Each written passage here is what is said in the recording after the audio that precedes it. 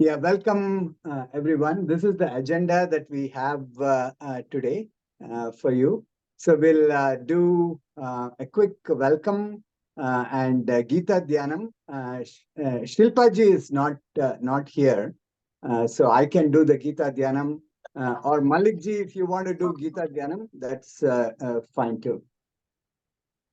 And then Sriprada garu, I think as many of you know, she is Ayurveda doctor, yoga instructor, also a singer. So she will be singing the Gita Saaram for us. And then the team, which is on the right. And then we are delighted that we have Skanda and Shankari that are going to be joining their students, and they both won the gold medal with Sachidananda Swamiji's Gita Mahayagna that concluded, and so they're in sixth grade, and Shankari seventh grade, and then Shankari is in sixth grade. So thank you, Skanda and Shankari. And with that, we'll get started. I have we'll start with a quiz. Let's see if how this works out. Okay, so raise your hand on Zoom and try to see if you can guess which verse this is. In the ancient Song of Wisdom, two paths are laid out so clear. One of reflective contemplation, the other of action here. Arjuna heard from Krishna in the midst of the battle strife, the ways that lead to dharma in the journey of life.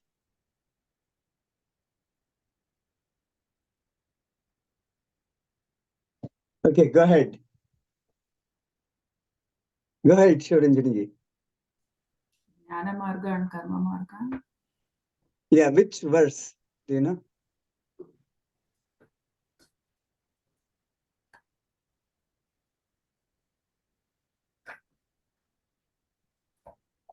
Jnana, I'll just check the verse number. How about Skanda and Shankari? Jnana margana sankhyanam karma yogena yoginam is the verse. I'm trying to find the number. Okay. It would be like third chapter, third slokam or so. 2.3, yeah. Yeah, 3.3. Lokesmin dvividanishta pura prokta mayanaga jnana yogena sankhyanam karma yogena yogina. Okay, so we'll do a few more interactive things at the end, and then we can start now with Gita Dhyanam. Shilpaji, we can ask Skanda to chant that verse. Yeah. Skanda, do you want to chant that verse, because we are not covering it in the chapter today?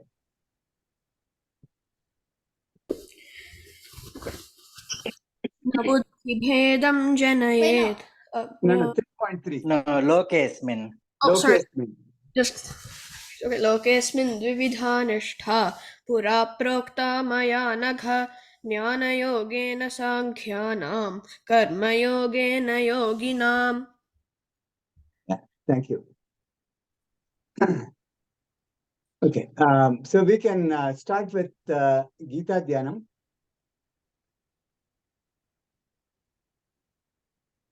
Are you able to see my screen? Okay. Om Parthaya Pratibodhitam Bhagavata Narayanena Swayam Vyasena Gratitam Purana Munina Madhye Mahabharatam Advaitam Ritavarshinim Bhagavatim Ashtadashadhyayinim Ambatvam Anusandhadhami Bhagavad Gita Bhavatveshinim. नमोऽस्तु ते व्यास विशाल बुद्धे पुल्लार विन्दाय तपत्र नेत्र येन त्वया भारत तैल पूर्णः प्रज्वालितो ज्ञानमयः प्रदीपः प्रपन्न पारिजाताय स्तोत्र वेत्रैकपाणये ज्ञानमुद्राय कृष्णाय गीतामृतदुहे नमः सर्वोपनिषदो गावः दोग्धा गोपालनन्दनः पार्थो वत्स सुधीर्भोक्ता दुग्धं गीतामृतं महत् वसुदेव सुतं देवं कंसचाणूरमर्दनं देवकी परमानन्दं कृष्णं वन्दे जगद्गुरुम् भीष्मद्रोणतटा जयद्रथजला गान्धारनीलोत्पला शल्यग्राहवती कृपेण वहनी कर्णेन वेलाकुला अश्वत्थाम विकर्ण घोरमकरा दुर्योधनावर्तिनी सोत्तीर्णा खलु पाण्डवैरणनिधि कैवर्तक केशवः पाराशर्यवचः सरोजममलं गीतार्थगन्धोत्कटं नानाख्यानककेसरं हरिकथा सम्बोधनाबोधितं लोके सज्जन षट्पदैरहरः पेपीयमानं मुदा भूयात् भारत पंकजं कलिमल प्रध्वंसिन श्रेयसे मूकं करोति वाचालं पंगुं लंघयते गिरिं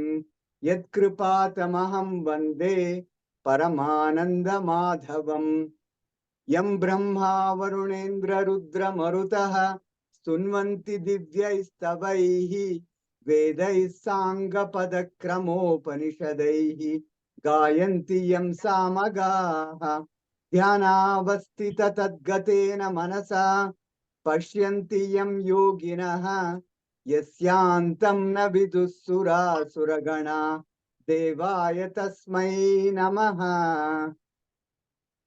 शान्ताकारं भुजगशयनं पद्मनाभं सुरेशं विश्वाधारं गगनसदृशं मेघवर्णं शुभांगं लक्ष्मीकान्तं कमलनयनं योगिहृद्यानगम्यं वन्दे विष्णुं भवभयहरं सर्वलोकैकनाथम् ॐ सहना भवतु सहनौ भुनक्तु सह वीर्यं करवावहै तेजस्विनावधीतमस्तु मा विद्विषावहै ॐ शान्ति शान्ति शान्तिः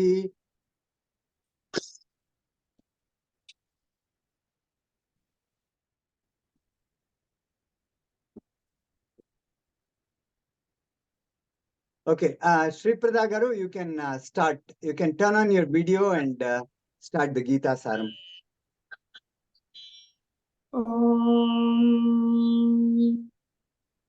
गीता सारं शृणुत सदा मनसि विकासं वहत मुदा कामं क्रोधं त्यजत हृदा भूयात् संवित् परसुखदा गीता सारं शृणुत सदा मनसि विकासं वहत मुदा कामं क्रोधं त्यजत हृदा भूयात् संवित् परसुखदा विषादयोगात् पार्थेन भणितं किञ्चिन्मोहधिया तं सन्दिग्धं मोचयितुं गीताशास्त्रं गीतमिदम् सांख्यं ज्ञानं जानीहि शरणागति पथमवाप्नुहि आत्मा नित्यः सर्वगतः नैनं किञ्चित् क्लेदयति फलेषु सक्तिमैव कुरु कार्यं कर्म तु समाचरा कर्मा बद्धः परमेति कर्मणि सङ्गः पातयति कर्मणि सङ्गः पातयति कर्मा कर्म विकर्मत्वं चिन्तय चात्मनि कर्म गतिम् नास्ति ज्ञानसमं लोके त्यज चाहङ्कृतिमिह देहे त्यज चाहङ्कृतिमिह देहे समबुद्धिं सर्वत्र भव समदर्शित्वं हि सखे यो ननुरक्तो न त्वेष्टि योगी योगं जानाति मित्रं तव ते शत्रुरपि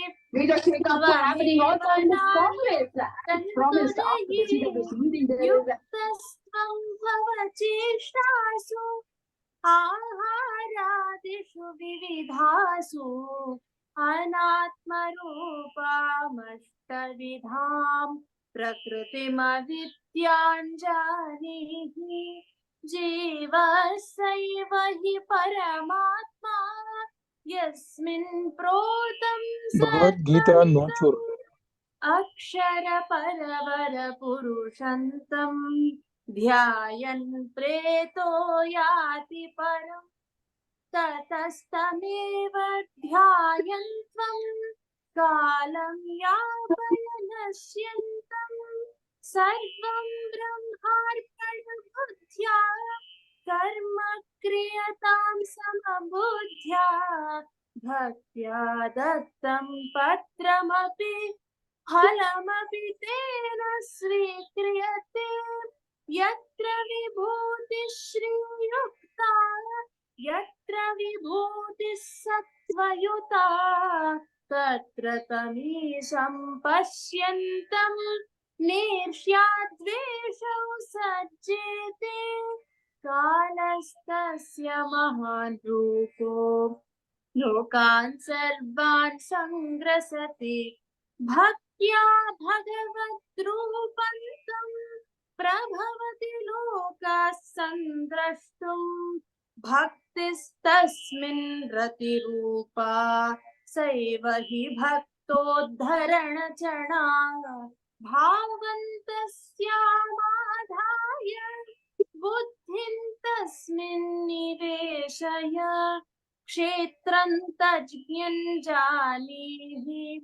क्षेत्रे ममतां मा कुरु च आत्मानं यो जानाति आत्मनि सोऽयं ननु रमते सात्विक राजस तामसिका बन्धनहेतव अथ वर्ज्याः त्रयं गुणानां योतीतः सैव ब्राह्मं सुखमेति छित्त्वा सांसारिकवृक्षं पदं गवेषय मुनिलक्ष्यम् तत्किल सर्वं तेजो यत्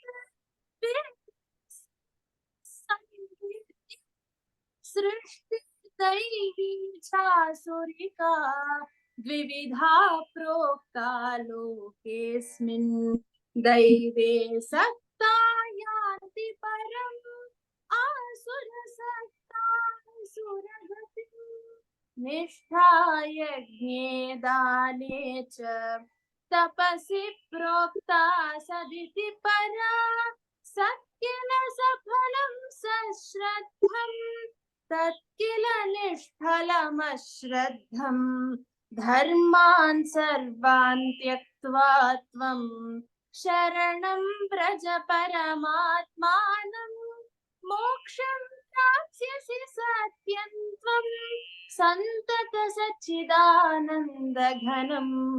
गीतासारं शृणुत सदा मनसि विकासं वहत मुदा कामं क्रोधं त्यजत हृदा भूयात् संवित् परसुखदा गीतासारं शृणुत सदा गीतासारं शृणुत सदा गीता सारं शृणुत सदा.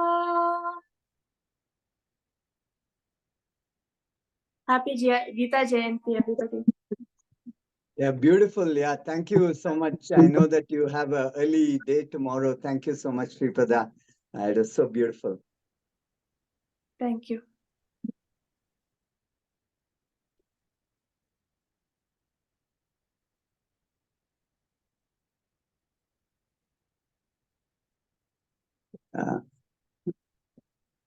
Give me 30 seconds. I'll start the chapter 2 sharing.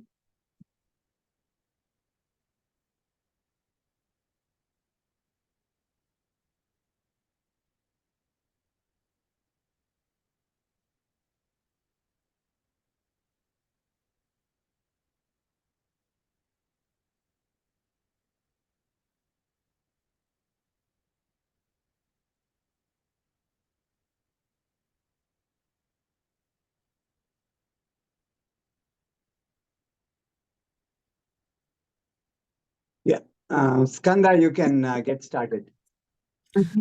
1 through 40. ॐ श्री परमात्मने नमः. अथ द्वितीयोऽध्यायः. सांख्ययोगः. संजय उवाच तं तथा कृपयाविष्टम् अश्रुपूर्णाकुलेक्षणं विषीदन्तमिदं वाक्यम् उवाच मधुसूदनः. श्रीभगवानुवाच कुतस्त्वाकश्मलमिदं विषमे समुपस्थितम् अनार्यजुष्टमस्वर्ग्यम् अकीर्तिकरमर्जुन. क्लैब्यं मास्मगमः पार्थ नैतत्त्वय्युपपद्यते. क्षुद्रं हृदय दौर्बल्यं त्यक्त्वोत्तिष्ठ परन्तप. अर्जुन उवाच कथं भीष्ममहं सङ्ख्ये द्रोणं च मधुसूदन. इषुभिः प्रतियोत्स्यामि पूजार्हा वरिसूदन. गुरून् हत्वा हि महानुभावान् श्रेयो भोक्तुं भैक्ष्यमपीह लोके. हत्वार्थकामांस्तु गुरूनिहैव भुञ्जीय भोगान् रुधिरप्रदिग्धान्. न चैतद्विद्मः कतरन्नो गरीयः यद्वा जयेम यदि वा नो जयेयुः. यानेव हत्वा न जिजीविषामः ते वस्थिताः प्रमुखे धार्तराष्ट्राः. कार्पण्यदोषोपहतः स्वभावः पृच्छामि त्वां धर्मसम्मूढचेताः. यच्छ्रेयस्यान्निश्चितं ब्रूहि तन्मे शिष्यस्तेऽहं शाधि मां त्वां प्रपन्नम्. न हि प्रपश्यामि ममापनुद्यात् यच्छोकमुच्छोषणमिन्द्रियाणाम्. अवाप्य भूमा वसपत्नमृद्धं राज्यं सुराणामपि चाधिपत्यम्. संजय उवाच एवमुक्त्वा हृषीकेशं गुडाकेशः परन्तपः न योत्स्य इति गोविन्दम् उक्त्वा तूष्णीं बभूवः. तमुवाच हृषीकेशः प्रहसन्निव भारत सेनयोरुभयोर्मध्ये विषीदन्तमिदं वचः. श्रीभगवानुवाच अशोच्यानन्वशोचस्त्वं प्रज्ञावादांश्च भाषसे गतासु न गतासूंश्च नानुशोचन्ति पण्डिताः. न त्वेवाहं जातु नासं न त्वं नेमे जनाधिपाः. न चैव न भविष्यामः सर्वे वयमतः परम्. देहिनोऽस्मिन् यथा देहे कौमारं यौवनं जरा तथा देहान्तरप्राप्तिः धीरस्तत्र न मुह्यति. मात्रा स्पर्शास्तु कौन्तेय शीतोष्णसुखदुःखदाः आगमापायिनो नित्याः तां स्थितिक्षस्व भारत यं हि न व्यथयन्त्येते पुरुषं पुरुषर्षभ समदुःखसुखं धीरं सोऽमृतत्वाय कल्पते नासतो विद्यते भावः नाभावो विद्यते सतः उभयोरपि दृष्टोऽन्तः त्वनयोस्तत्त्वदर्शिभिः अविनाशि तु तद्विद्धि येन सर्वमिदं ततं विनाशमव्ययस्यास्य न कश्चित् कर्तुमर्हति अन्तवन्त इमे देहाः नित्यस्योक्ताः शरीरिणः अनाशिनो प्रमेयस्य तस्माद्युध्यस्व भारत य एनं वेत्ति हन्तारं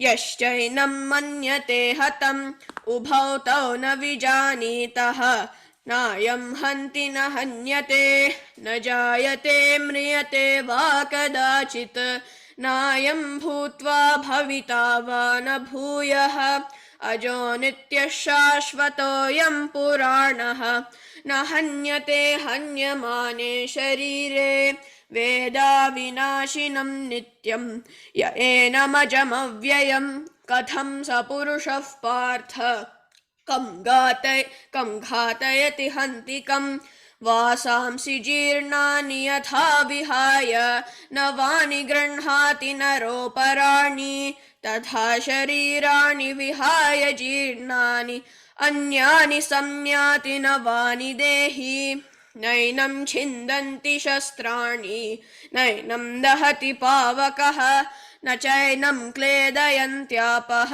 न शोषयति मारुतः अच्छेद्योऽयमदाह्योऽयम् अक्लेद्यो शोष्य एव च नित्यः सर्वगतस्थाणुः अचलोऽयं सनातनः अव्यक्तोऽयमचिन्त्योऽयम् अविकार्योऽयमुच्यते तस्मादेवं विदित्वैनं नानुशोचितुमर्हसि अथ चैनं नित्यजातं नित्यं वा मन्यसे मृतं तथापि त्वं महाबाहो नैवं शोचितुमर्हसि जातस्य हि ध्रुवो मृत्युः ध्रुवं जन्म मृतस्य च तस्मादपरिहार्येऽर्थे न त्वं शोचितुमर्हसि अव्यक्तादीनि भूतानि व्यक्तमध्यानि भारत अव्यक्तनिधनान्येव तत्र का परिदेवना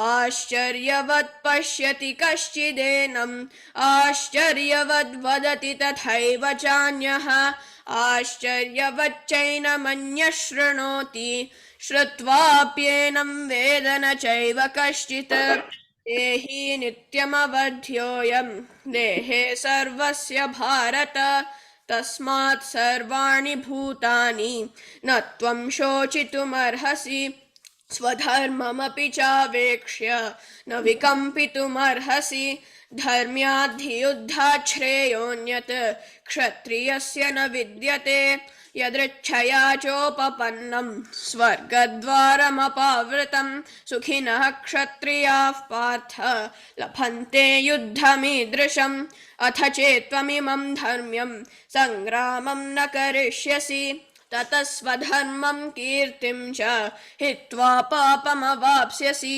अकीर्तिं चापि भूतानि कथयिष्यन्ति ते व्ययां सम्भावितस्य च कीर्तिः मरणादतिरिच्यते भयाद्रणादुपरतं मंस्यन्ते त्वां महारथाः येषां च त्वं बहुमतः भूत्वा यास्यसि लाघवम् अवाच्यवादांश्च बहून् वदिष्यन्ति तवाहिताः निन्दन्तस्तव सामर्थ्यं ततो दुःखतरं नु किम् हतो वा प्राप्स्यसि स्वर्गं जित्वा वा भोक्ष्यसे महीम् तस्मादुत्तिष्ठ कौन्तेय युद्धाय कृतनिश्चयः सुखदुःखे समे कृत्वा लाभालाभौ जयाजयो ततो युद्धाय युज्यस्व नैवं पापमवाप्स्यसि एषा ते भिहिता साङ्ख्ये बुद्धिर्योगे त्विमां शृणु बुद्ध्या युक्तो यया पार्थ कर्मबन्धं प्रहास्यसि नेहाभिक्रमनाशोऽस्ति प्रत्यवायो न विद्यते स्वल्पमप्यस्य धर्मस्य त्रायते महतो भयात् व्यवसायात्मिका बुद्धिः एकेह कुरु नन्दन बहुशाखा ह्यनन्ताश्च बुद्धयो व्यवसायिनाम् यामिमां पुष्पितां वाचं प्रवदन्त्य विपश्चितः वेदवादरताः पार्थ नान्यदस्तीति वादिनः कामात्मानः स्वर्गपराः जन्म कर्म फलप्रदां क्रिया विशेष बहुलां भोगैश्वर्यगतिं प्रति भोगैश्वर्यप्रसक्तानां तयापहृतचेतसां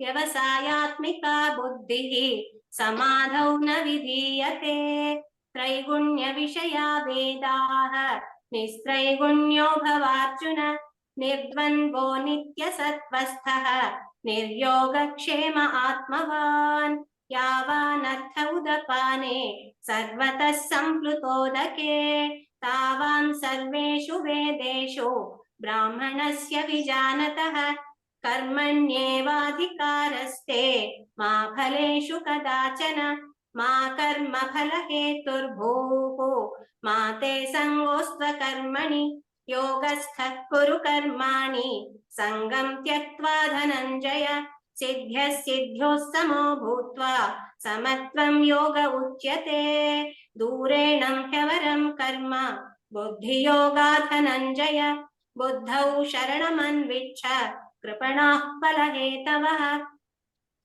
बुद्धियुक्तो जहातीह उभे सुकृतदुष्कृते तस्माद् योगाय युज्यस्व योगः कर्मसु कौशलम् कर्मजं बुद्धियुक्ता हि फलं त्यक्त्वा मनीषिणः जन्मबन्धविनिर्मुक्ताः पदं गच्छन्त्यनामयम् यदा ते मोहकलिलं बुद्धिर्व्यतितरिष्यति तदा गन्तासि निर्वेदं श्रोतव्यस्य श्रुतस्य च श्रुतिविप्रतिपन्ना ते यदा स्थास्यसि निश्चला समाधावचला बुद्धिः तदा योगमवाप्स्यसि अर्जुन उवाच स्थितप्रज्ञस्य का भाषा समाधिस्तस्य केशव स्थितधीः किं प्रभाषेत किमासीत व्रजेत किम् श्रीभगवानुवाच प्रजहाति यदा कामान्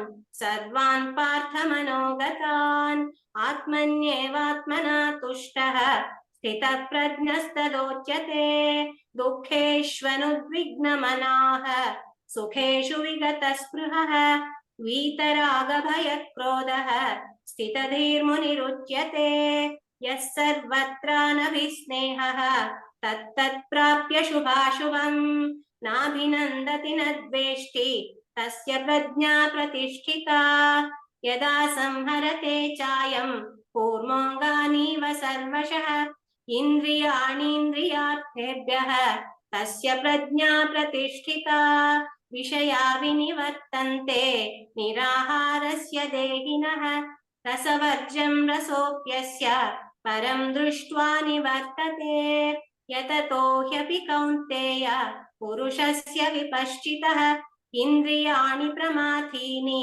हरन्ति प्रसभं मनः तानि सर्वाणि संयम्य युक्त आसीत मत्परः वशे हि यस्येन्द्रियाणि तस्य प्रज्ञा प्रतिष्ठिता ध्यायतो विषयान् पुंसः सङ्गस्तेषूपजायते सङ्गात् सञ्जायते कामः कामात् क्रोधोऽभिजायते क्रोधात् भवति सम्मोहः सम्मोहात् स्मृतिविभ्रमः स्मृतिभ्रंशात् बुद्धिनाशः बुद्धिनाशात् प्रणश्यति रागद्वेषवियुक्तैस्तु विषयानिन्द्रियैश्चरन् आत्मवश्यैर्विधेयात्मा प्रसादमधिगच्छति प्रसादे सर्वदुःखानां हानिरस्योपजायते మ్యాట్ వేసేసా ఫుల్ గా డ్రాయింగ్ చేసేస్తే బెటర్ లేకపోతే దే ఆర్ మూవింగ్ पर्यवतिष्ठते नास्ति बुद्धिरयुक्तस्य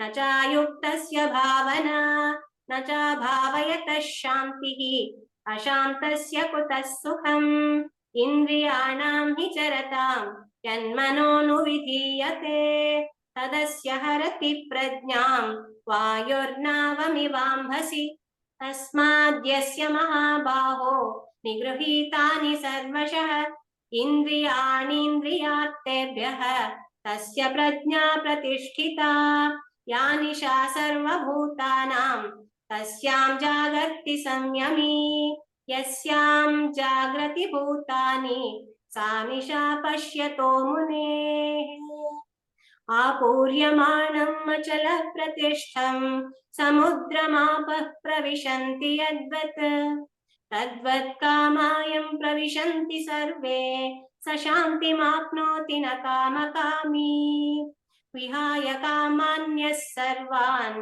पुमांश्चरति निःस्पृहः निर्ममो निरहङ्कारः स शान्तिमधिगच्छति एषा ब्राह्मी स्थितिः पार्थ नैनां प्राप्य विमुह्यति स्थित्वा स्यामन्तकालेऽपि ब्रह्मनिर्वाणमुच्यते ॐ तत्सदिति श्रीमद्भगवद्गीतासु उपनिषत्सु ब्रह्मविद्यायां योगशास्त्रे श्रीकृष्णार्जुनसंवादे सांख्ययोगो नाम द्वितीयोऽध्यायः।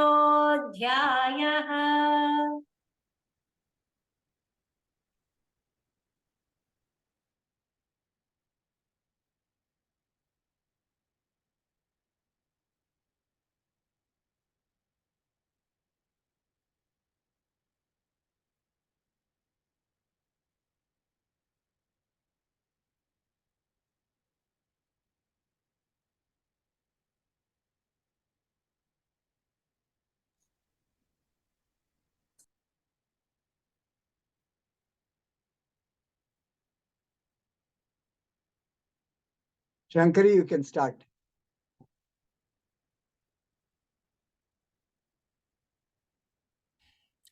ॐ श्री परमात्मने नमः।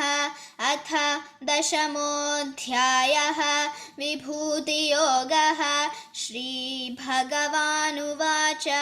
भूय एव महाबाहो शृणु मे परमं वचः यत्तेऽहं प्रीयमाणाय वक्ष्यामि हितकाम्यया न मे विदुः सुरगणाः प्रभवं न महर्षयः अहमादिर्हि देवानां महर्षीणां च सर्वशः यो मामजमनादिं च वेत्ति लोकमहेश्वरम् असम्मूढः समत्येषु सर्वपापैः प्रमुच्यते बुद्धिर्ज्ञानमसम्मोहः क्षमा सत्यं दमः शमः सुखं दुःखं भवो भावः भयं चाभयमेव च अहिंसा समता तुष्टिः तपोदानं यशो यशः भवन्ति भावा भूतानां मत्त एव पृथग्विधाः महर्षयः सप्त पूर्वे चत्वारो मनवस्तथा मद्भावा मानसा जाताः येषां लोक इमाः प्रजाः एतां विभूतिं योगं च मम यो वेत्ति तत्त्वतः सोऽविकम्पेन योगेन युज्यते नात्र संशयः अहं सर्वस्य प्रभवः मत्तः सर्वं प्रवर्तते इति मत्वा भजन्ते मां बुधा भावसमन्विताः मच्चित्ता मद्गतप्राणाः बोधयन्तः परस्परं कथयन्तश्च मां नित्यं तुष्यन्ति च रमन्ति च येषां सततयुक्तानां भजतां प्रीतिपूर्वकं ददामि बुद्धियोगं तं येन मामुपयान्ति ते तेषामेवानुकम्पार्थम् अहमज्ञानजं तमः नाशयाम्यात्मभावस्थः ज्ञानदीपेन भास्वता। अर्जुन उवाच परं ब्रह्म परं धाम पवित्रं परमं भवान् पुरुषं शाश्वतं दिव्यम् आदिदेवमजं विभुम् आहुस्त्वां ऋषयः सर्वे देवर्षिर्नारदस्तथा असितो देवलो व्यासः स्वयं चैव ब्रवीषि मे सर्वमेतद् मन्ये यन्मां वदसि केशव न हि ते भगवन् व्यक्तिं विदुर्देवानदानवाः स्वयमेवात्मनात्मानं वेत्थत्वं पुरुषोत्तम भूतभावनभूतेश देवदेव जगत्पते वक्तुमर्हस्य शेषेण दिव्या ह्यात्मविभूतयः याभिर्विभूतिभिर्लोकान् त्वं व्याप्य तिष्ठसि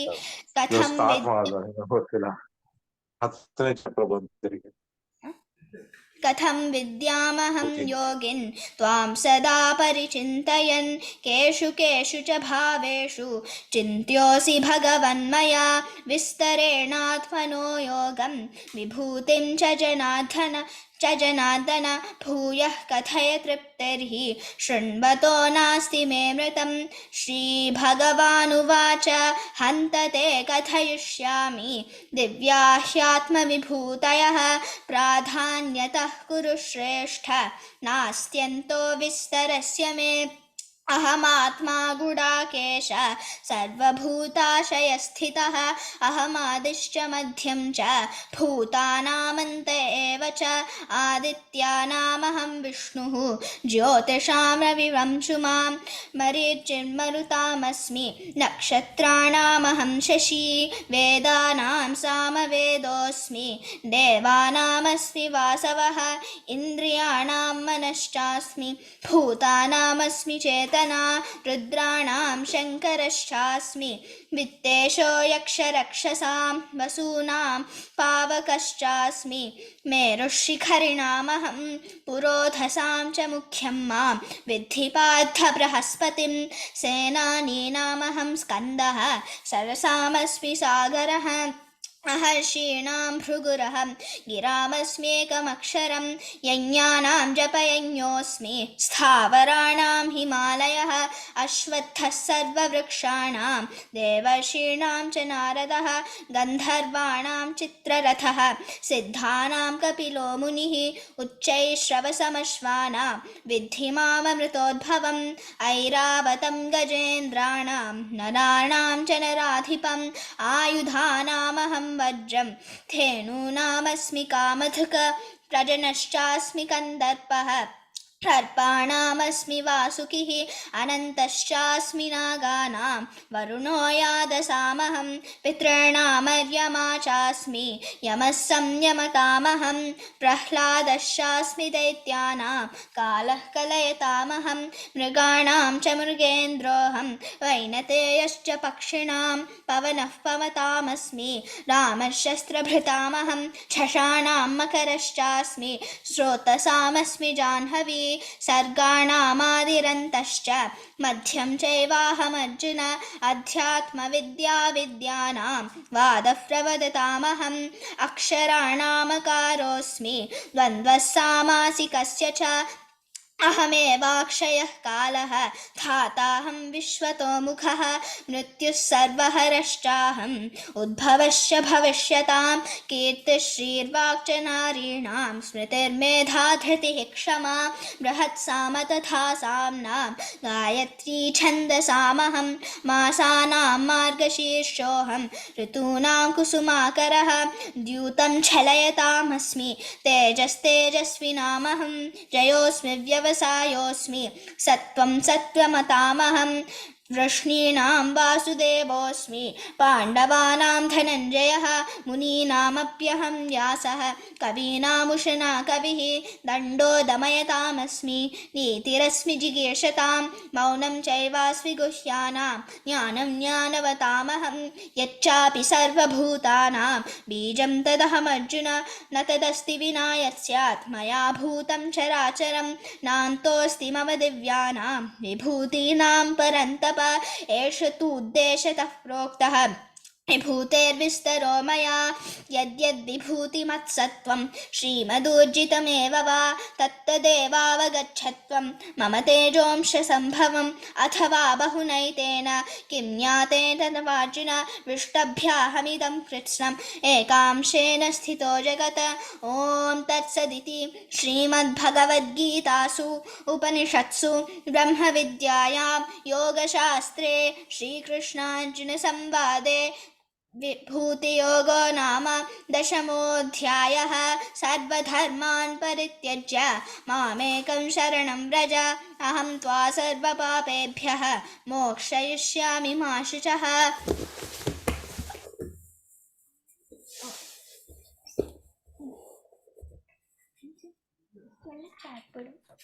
ॐ श्री परमात्मने नमः। अथ एकादशोऽध्यायः विश्वरूपदर्शनयोगः। अर्जुन उवाच मदनुग्रहाय परमं गुह्यमध्यात्मसंज्ञितं यत्त्वयोक्तं वचस्तेन मोहोऽयं विगतो मम भवाप्ययौ हि भूतानां श्रुतौ विस्तरशो मया तत्त्वः कमलपत्राक्ष माहात्म्यमपि चाव्ययम् एतमेतत् यथा तत्त्वम् आत्मानं परमेश्वर द्रष्टुमिच्छामि ते रूपम् ऐश्वरं पुरुषोत्तम मन्यसे यदि तच्छक्यं मया द्रष्टुमिति प्रभो योगेश्वर ततो मे त्वं दर्शयात्मानमव्ययम्। श्रीभगवानुवाच पश्य मे पार्थरूपाणि शतशोऽथ सहस्रशः नानाविधानि दिव्यानि नानावर्णाकृतीनि च पश्यादित्यान् वसून् रुद्रान् अश्विनौ मरुतस्तथा बहून्यदृष्टपूर्वाणि पश्यश्चर्याणि भारत इहैकस्थं जगत्कृत्स्नं पश्याद्य सचराचरम् मम देहे गुडाकेश यच्चान्यद्द्रष्टुमिच्छसि न तु मां शक्यसे द्रष्टुम् अनेनैव स्वचक्षुषा दिव्यं ददामि ते चक्षुः पश्य मे योगमैश्वरम्।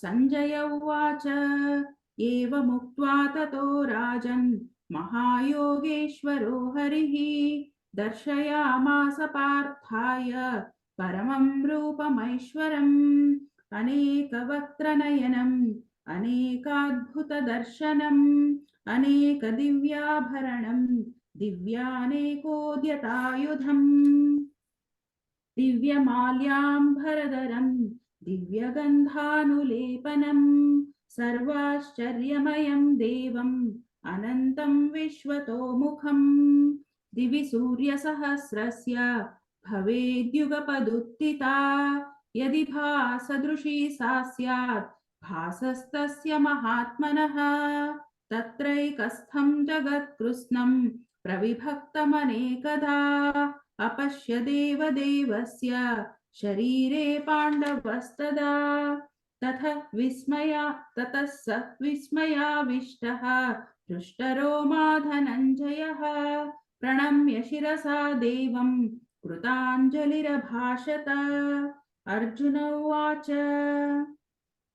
पश्यामि देवांस्तव देवदेहे सर्वांस्तथा भूतविशेषसङ्घान् ब्रह्माणमीशं कमलासनस्थं ऋषीश्च सर्वान् उरगांश्च दिव्यान् अनेकबाहूदरवक्त्रनेत्रं पश्यामि त्वां सर्वतोऽनन्तरूपम् नान्तं न मध्यं न पुनस्तवादिं पश्यामि विश्वेश्वर विश्वरूप किरीटिनं गदिनं चक्रिणं च तेजो राशिं सर्वतो दीप्तिमन्तं पश्यामि त्वां दुर्निरीक्ष्यं समन्तात् दीप्तानलर्काद्युतिमप्रमेयम् त्वमक्षरं परमं वेदितव्यं त्वमस्य विश्वस्य परं निधानं त्वमव्ययः शाश्वतधर्मगोप्ताः सनातनस्त्वं पुरुषो मतो मे अनादिमध्यान्तमनन्तवीर्यम् अनन्तबाहुं शशिसूर्यनेत्रं पश्यामि त्वां दीप्तहुताशवक्त्रं स्वतेजसा विश्वमिदं तपन्तम् द्यावा पृथिव्योरिदमन्तरं हि व्याप्तं त्वयैकेन दिशश्च सर्वाः दृष्ट्वाद्भुतं रूपमुग्रं तवेदं लोकत्रयं प्रव्यथितं महात्मन् अमीहि त्वां सुरसङ्घा विशन्ति केचिद्भीता प्राञ्जलयो गृह्णन्ति स्वस्तीत्युक्त्वा महर्षिसिद्धसङ्गाः स्तुवन्ति त्वां स्तुतिभिः पुष्कलाभिः रुद्रादित्या वसवो ये च साध्याः विश्वेश्विनौ मरुतश्चोष्मपाश्च गन्धर्वयक्षासुरसिद्धसङ्गाः वीक्षन्ते त्वां विस्मिताश्चैव सर्वे रूपं महत्ते बहुवक्त्रनेत्रं महाबाहो बहुबाहुरुपादं बहूदरं बहुदंष्ट्राकरालं दृष्ट्वा लोका प्रव्यथितास्तथाहम् नभस्पृशं दीप्तमनेकवर्णं व्यात्ताननं दीप्तविशालनेत्रं दृष्ट्वा हि त्वां प्रव्यथितान्तरात्मा धृतिं न विन्दामि शमं च विष्णो दंष्ट्राकरालानि च ते मुखानि दृष्ट्वैव कालानलसन्निभानि दिशो न जाने च न लभे च शर्मा प्रसीद देवेश जगन्निवासा अमी च त्वां धृतराष्ट्रस्य पुत्राः सर्वे सहैवावनिपालसङ्घैः भीष्मद्रोणसूतपुत्रस्तथासौ सहास्मदीयैरपि योधमुख्यैः वक्त्राणि ते त्वरमाणा विशन्ति दंष्ट्राकरालानि भयानकानि केचिद्विलग्ना दशनान्तरेषु सन्दृश्यन्ते चूर्णितैरुत्तमाङ्गैः यथा नदीनां बहवोऽम्बुवेगाः समुद्रमेवाभिमुखा द्रवन्ति तथा तवामी नरलोकवीराः विशन्ति वक्त्राण्यभिविज्वलन्ति यथा प्रदीप्तं ज्वलनं पतङ्गाः विशन्ति नाशाय समृद्धवेगाः तथैव नाशाय विशन्ति लोकाः तवापि वक्त्राणि समृद्धवेगाः लेलिह्यसे ग्रसमाना समन्तात् लोकान् स्वमग्रान् वदनैज्ज्वलब्धिः तेजोभिरापूर्य जगत्समग्रं भासस्तवोग्रा प्रतपन्ति विष्णु आख्याहि मे को भवानुग्ररूपः नमोऽस्तु ते देववर प्रसीद विज्ञातुमिच्छामि भवन्तमाद्यं न हि प्रजानामि तव प्रवृत्तिम् श्रीभगवानुवाच कालोऽस्मि लोकक्षयप्रवृद्धः लोकान् समाहर्तुमिह प्रवृत्तः ऋतेऽपि त्वां न भविष्यन्ति सर्वे एव स्थिता प्रत्यनिकेषु योधाः तस्मात् त्वमुत्तिष्ठ यशो लभस्व जित्वा शत्रून् भुङ्क्ष राज्यं समृद्धम् मयैवेते निहता पूर्वमेव निमित्तमात्रं भव सव्यसाचिन् द्रोणं च भीष्मं च जयद्रथं च कर्णं तथान्यानपि योधवीरान् मया हतास्त्वं जहिमा व्यतिष्ठा युध्यस्वजेतासि रणे सपत्नान्। सञ्जय उवाच एतत् श्रुत्वा वचनं केशवस्य कृताञ्जलिर्वेपमानः किरीटी नमस्कृत्वा भूय एवाय कृष्णं सगद्गदं भीतभीतः प्रणम्य। अर्जुन उवाच स्थाने ऋषिकेश तव प्रकीर्त्या जगत्प्रहृष्य तनुरज्यते च रक्षांसि भीतानि दिशो द्रवन्ति सर्वे नमस्यन्ति च सिद्धसङ्गाः। कस्माच्च तेनन्मेरन्महात्मन् गरीयसे ब्रह्मणोऽप्यादिकर्त्रे अनन्तदेवेश जगन्निवास त्वमक्षरं सदसत्तत्परं यत्। त्वमादिदेवः पुरुषः पुराणः त्वमस्य विश्वस्य परन्निधानम् वेत्तासि वेद्यं च परं च धाम त्वया ततं विश्वमनन्तरूप।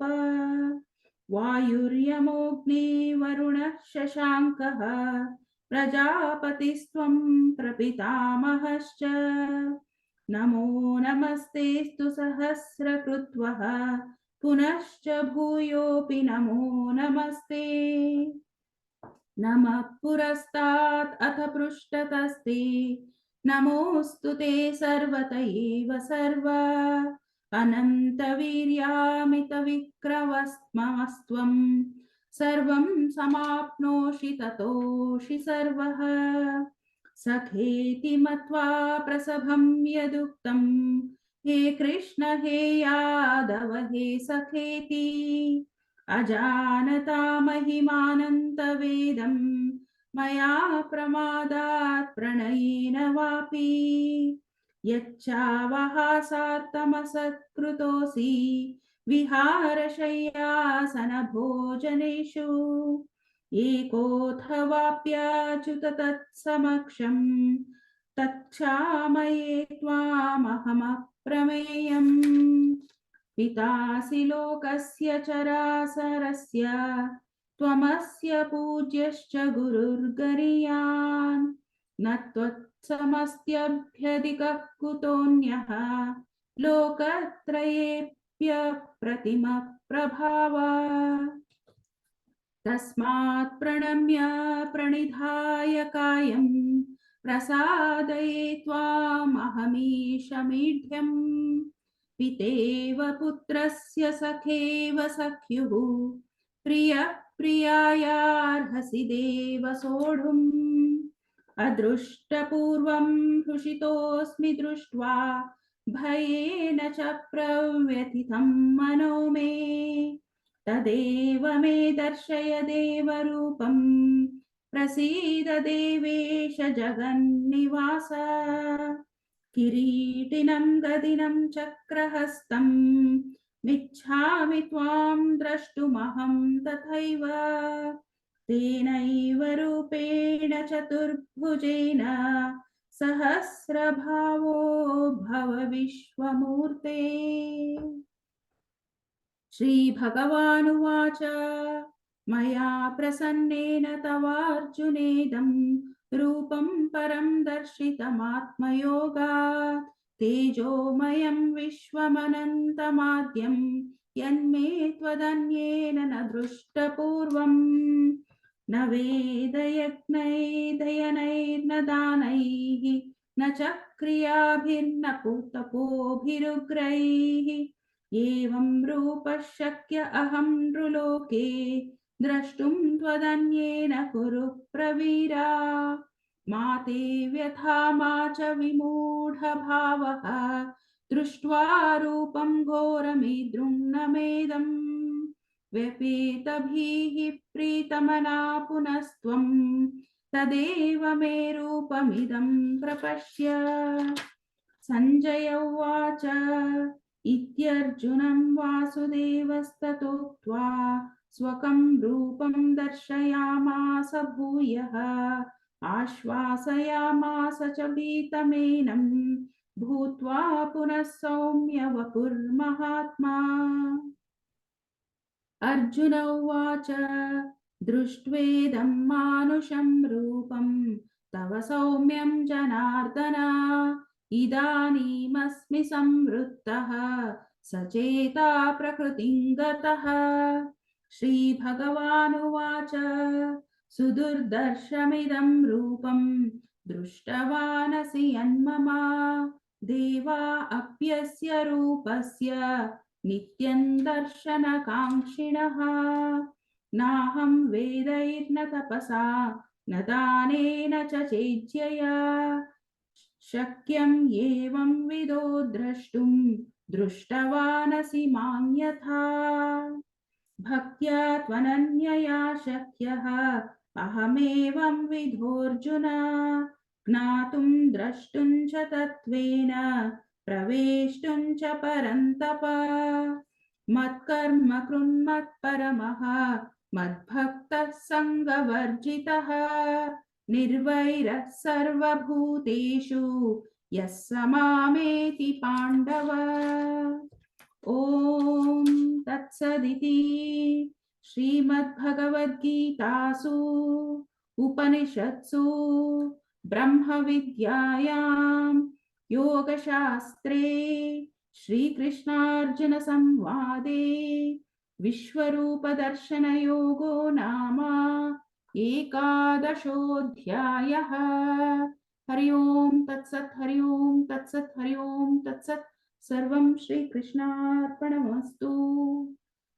Wish you all a very happy Gita Jayanti.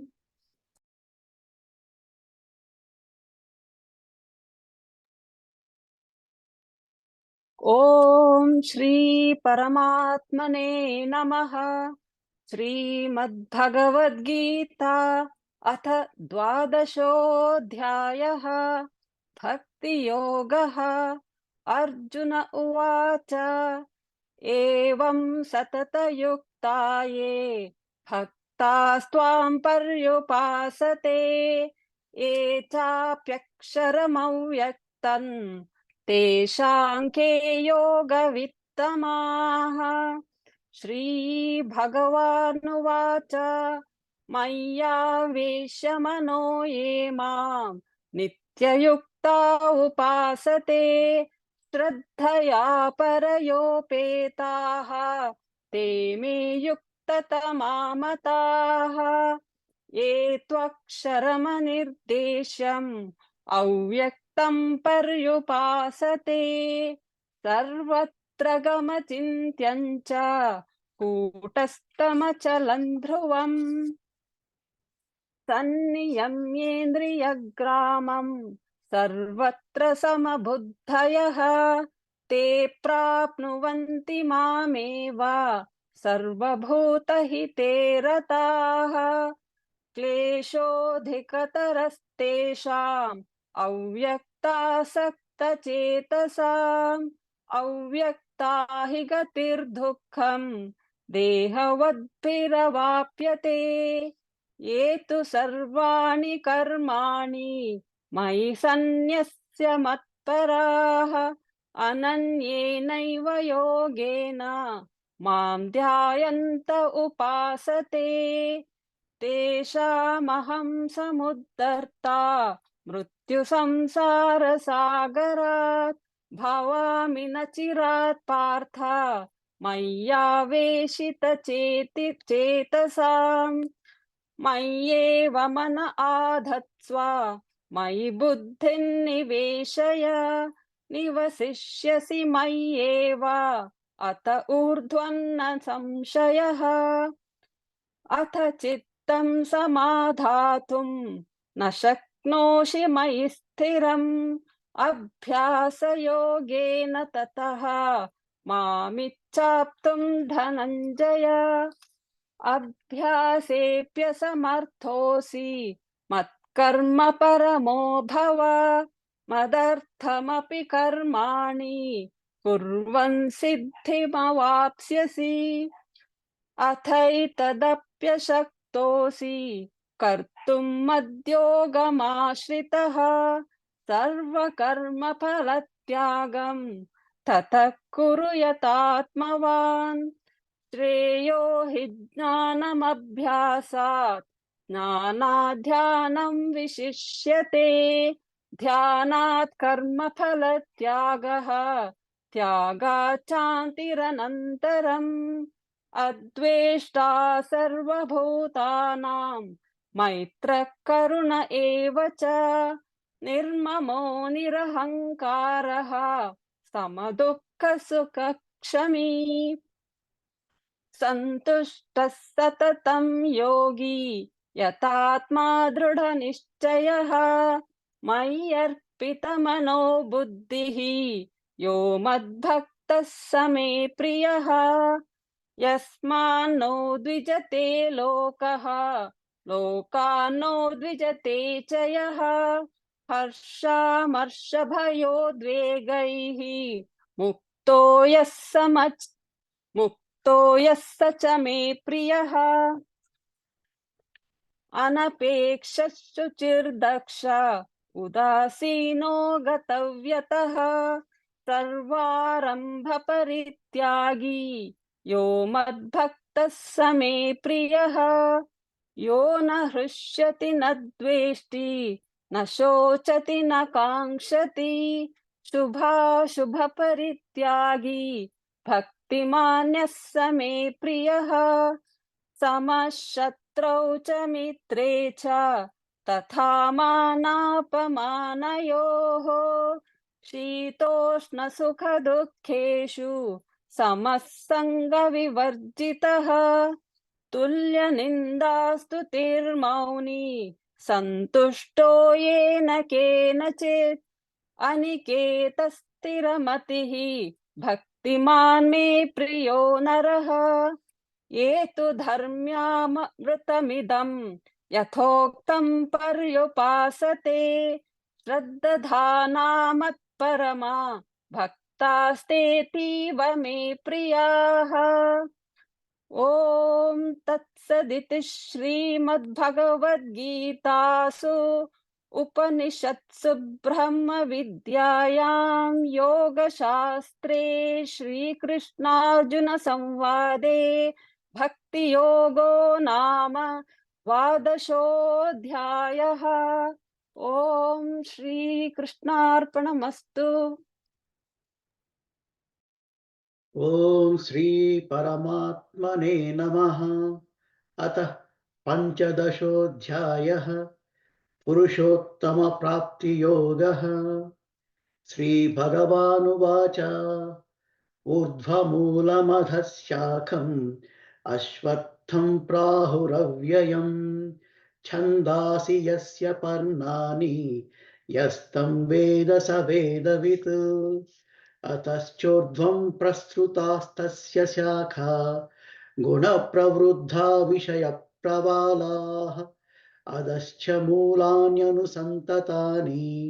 कर्मानुबन्धीनि मनुष्यलोके न रूपमस्येह तथोपलभ्यते नान्तो न चादिर्न च सम्प्रतिष्ठा अश्वत्थमेनं सुविरूढमूलम् असङ्गशस्त्रेण दृढेन छित्त्वा ततः पदं तत्परिमार्गितव्यं यस्मिन् गता न निवर्तन्ति भूयः तमेव चाद्यं पुरुषं प्रपद्ये यतः प्रवृत्तिः प्रसृता पुराणी निर्माणमोहाजितसङ्गदोषाः अध्यात्मनित्या विनिवृत्तकामाः द्वन्द्वैर्विमुक्ता सुखदुःखसङ्घैः गच्छन्त्यमूढा पदमव्ययं तत् न तद्भासत ये सूर्यः न शशङ्को न पावकः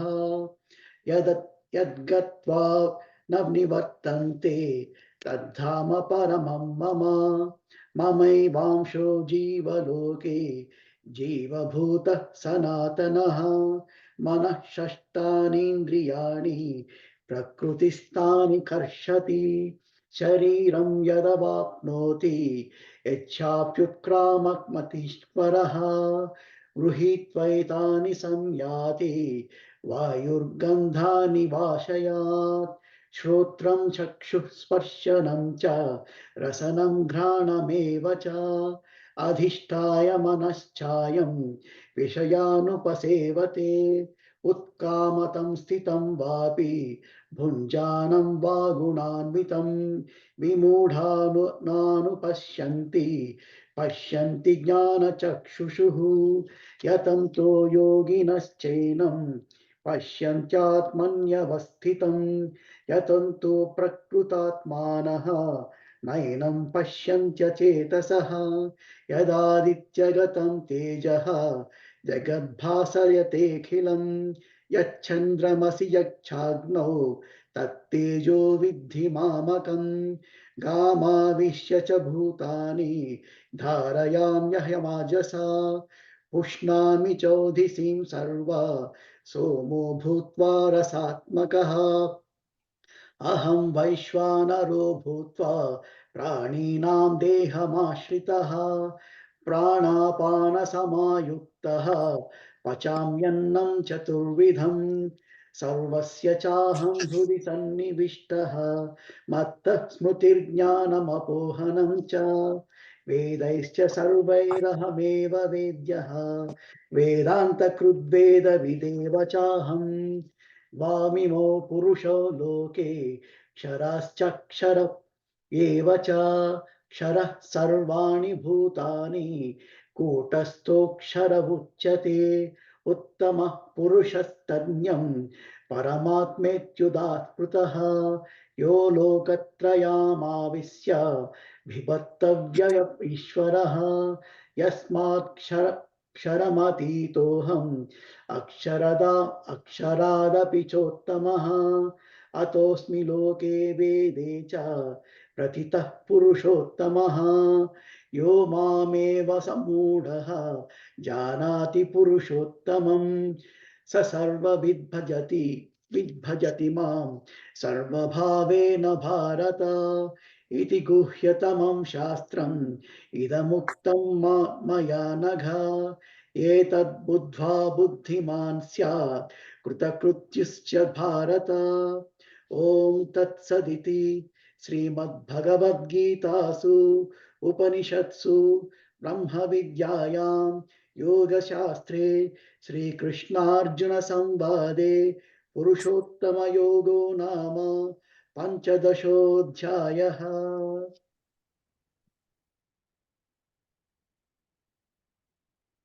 ॐ श्रीकृष्ण परमात्मने नमः। अर्जुनौ अथ अष्टादशोऽध्यायः। अर्जुन उवाच सन्न्यासस्य महाबाहो तत्त्वमिच्छामि वेदितुं त्यागस्य च ऋषिकेश पृथक् केशिनिषूदन श्रीभगवानुवाच काम्यानां कर्मणां न्यासं सन्न्यासं कवयो विदुः सर्वकर्मफलत्यागं प्राहुस्त्यागं विचक्षणाः त्याज्यं दोषवदित्येके कर्म प्राहुर्मनीषिणः यज्ञदानतपः कर्म न त्याज्यमिति चापरे निश्चयं शृणु मे तत्र त्यागे भरतसत्तम त्यागो हि पुरुषव्याघ्र त्रिविधः सम्प्रकीर्तितः यज्ञदानतपः कर्म न त्याज्यं कार्यमेव तत् यज्ञो दानं तपश्चैव पावनानि मनीषिणाम् एतान्यपि तु कर्माणि सङ्गं त्यक्त्वा फलानि च कर्तव्यानीति मे पार्थ निश्चितं मतमुत्तमं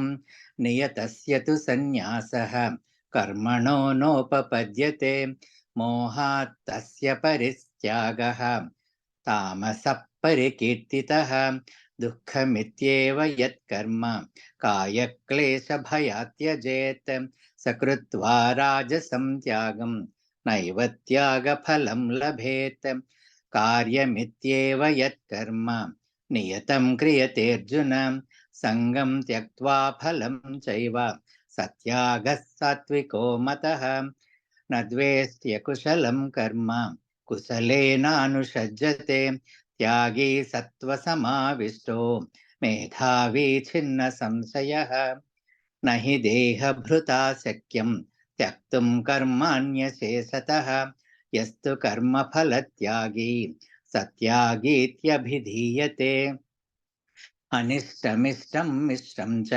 त्रिविधं कर्मणः फलं भवत्यत्यागिनां प्रेत्य न तु सन्न्यासिनां क्वचित् पञ्चैतानि महाबाहो कारणानि निबोध मे सांख्ये कृतान्ते प्रोक्तानि सिद्धये सर्वकर्मणाम् अधिष्ठानं तथा कर्ता करणं च पृथक्विधं विविधाश्च पृथक् चेष्टाः दैवं चैवात्र पञ्चमं शरीरवाङ्मनोभिर्यत् कर्म प्रारभते नरः न्याय्यं वा विपरीतं वा पञ्चैते तस्य हेतवः तत्रैवं सति कर्तारम् आत्मानं केवलं तु यः पश्यत्यकृतबुद्धित्वात् न स पश्यति दुर्मतिः यस्य नाहं कृतो भावो बुद्धिर्यस्य न लिप्यते हत्वापि स इमान् लोकान्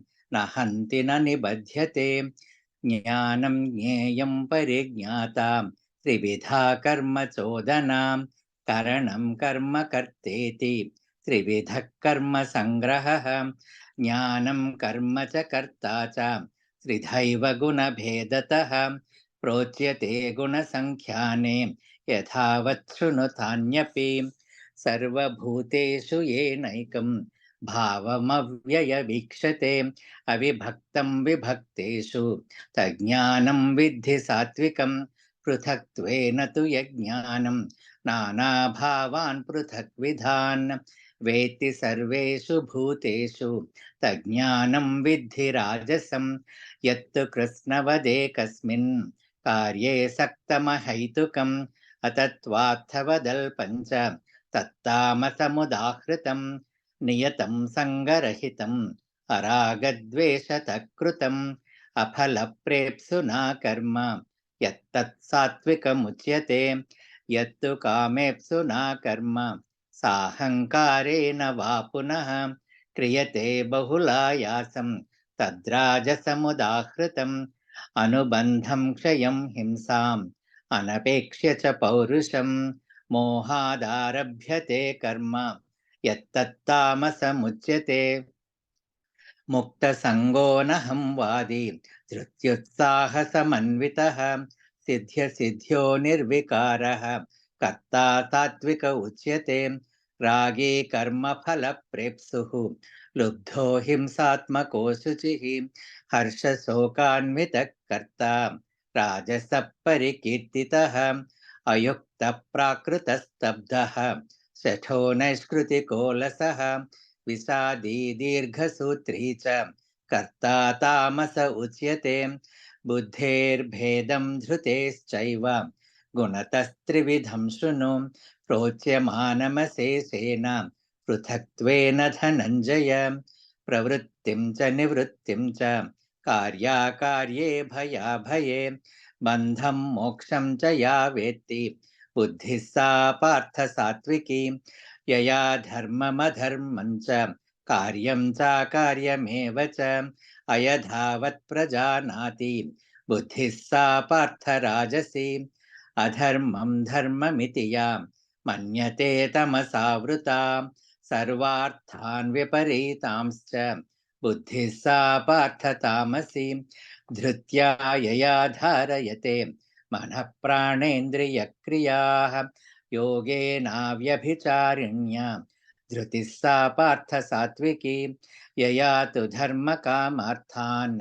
धृत्या धारयतेऽर्जुन प्रसंगेन फलाकाङ्क्षी धृतिः सा पार्थ राजसी यया स्वप्नं भयं शोकं विषादं मदमेव च न विमुञ्चति दुर्मेधा धृतिः सा पार्थ तामसी सुखं त्विदानीं त्रिविधं शृणु मे भरतर्षभ अभ्यासात् रमते यत्र दुःखान्तं च निगच्छति यत्तदग्रे विषमिव परिणामे मृतोपमं तत्सुखं सात्विकं प्रोक्तम् आत्मबुद्धिप्रसादजं विषयेन्द्रियसंयोगात् यत्तदग्रे मृतोपमं परिणामे विषमिव तत्सुखं राजसंस्मृतं यदग्रे चानुबन्धे च सुखं मोहनमात्मनः निद्रालस्य प्रमादोत्थं तत्तामसमुदाहृतं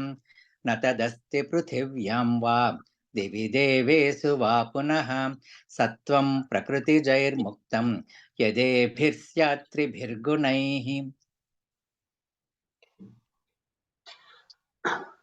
ब्राह्मणक्षत्रियविषां शूद्राणां च परन्तप कर्माणि प्रविभक्तानि स्वभावप्रभवैर्गुणैः शमोदमस्तपः शौचं क्षान्तिरार्जवमेव च ज्ञानं विज्ञानमास्तिक्यं ब्रह्मकर्म स्वभावजम् शौर्यं तेजो धृतिर्दाक्ष्यं युद्धे चाप्यपलायनं दानमीश्वरभावश्च क्षात्रं कर्म स्वभावजम् कृषिगौरक्ष्यवाणिज्यं वैश्यकर्म स्वभावजम् परिचर्यात्मकं कर्म शूद्रस्यापि स्वभावजम् स्वे स्वे कर्मण्यभिरतः संसिद्धिं लभते नरः स्वकर्मनिरतः सिद्धिं यथा विन्दति तच्छृणु यतः प्रवृत्तिर्भूतानां येन सर्वमिदं ततं स्वकर्मणा तमभ्यर्च्य सिद्धिं विन्दति मानवः श्रेयान् स्वधर्मो विगुणः परधर्मात्मनुष्ठितात् स्वभावनियतं कर्म कुर्वन्नाप्नोति किल्बिषम् सहजं कर्म कौन्तेय सदोषमपि न त्यजेत् सर्वारम्भा हि दोषेण धूमेनाग्निरिवावृताः असक्तबुद्धिः सर्वत्र जितात्मा विगतस्पृहः नैष्कर्म्यसिद्धिं परमां सन्न्यासेनाधिगच्छति सिद्धिं प्राप्तो यथा ब्रह्म तथाप्नोति निबोध मे समासेनैव कौन्तेय निष्ठा ज्ञानस्य या परा बुद्ध्या विशुद्धया युक्तः धृत्यात्मानं नियम्य च शब्दादीन् विषयान् त्यक्त्वा रागद्वेषौ व्युदस्य च विविक्तसेवी लघ्वाशी यतवाक्कायमानसः ध्यानयोगपरो नित्यं वैराग्यं समुपाश्रितः अहङ्कारं बलं दर्पं कामं क्रोधं परिग्रहं विमुच्य निर्ममः शान्तः ब्रह्मभूयाय कल्पते ब्रह्मभूतः प्रसन्नात्मा न शोचति न काङ्क्षति समः सर्वेषु भूतेषु मद्भक्तिं लभते पराम् भक्त्या मामभिजानाति यावान् यश्चास्मि तत्त्वतः ततो मां तत्त्वतो ज्ञात्वा विशते तदनन्तरम् सर्वकर्माण्यपि सदा कुर्वाणो मद्व्यपाश्रयः मत्प्रसादादवाप्नोति शाश्वतं पदमव्ययम् चेतसा सर्वकर्माणि मयि सन्न्यस्य मत्परः बुद्धियोगमुपाश्रित्य मच्चित्तः सततं भव मच्चित्तः सर्वदुर्गाणि मत्प्रसादात् तरिष्यसि अथ चेत्त्वमहङ्कारात् न श्रोष्यसि विनङ्क्ष्यसि यदहङ्कारमाश्रित्य न योत्स्य इति मन्यसे मिथ्यैष व्यवसायस्ते प्रकृतिस्त्वां नियोक्ष्यति स्वभावजेन कौन्तेय निबद्धस्वेन कर्मणा कर्तुं नेच्छसि यन्मोहात् करिष्यस्य वशोऽपि तत् ईश्वरः सर्वभूतानां हृद्देशेऽर्जुन तिष्ठति भ्रामयन् सर्वभूतानि यन्त्रारूढानि मायया तमेव शरणं गच्छ सर्वभावेन भारत तत्प्रसादात् परां शान्तिं स्थानं प्राप्स्यसि शाश्वतम् इति ते ज्ञानमाख्यातं गुह्यागुह्यतरं मया विमृश्यैतदशेषेण यथेच्छसि तथा कुरु सर्वगुह्यतमं भूयः शृणु मे परमं वचः इष्टोऽसि मे दृढमिति ततो वक्ष्यामि ते हितम् मन्मना भव मद्भक्तः मद्याजी मां नमस्कुरु मामे वैश्यसि सत्यं ते प्रतिजाने प्रियोऽसि मे सर्वधर्मान् परित्यज्य मामेकं शरणं व्रज अहं त्वा सर्वपापेभ्यः मोक्षयिष्यामि मा शुचः इदं ते न तपस्काय न भक्ताय कदाचन न चाशुश्रूषवे वाच्यं न च मां योऽभ्यसूयति य इमं परमं गुह्यं मद्भक्तेष्वभिधास्यति भक्तिं मयि परां कृत्वा मामे वैश्यत्य संशयः न च तस्मान् मनुष्येषु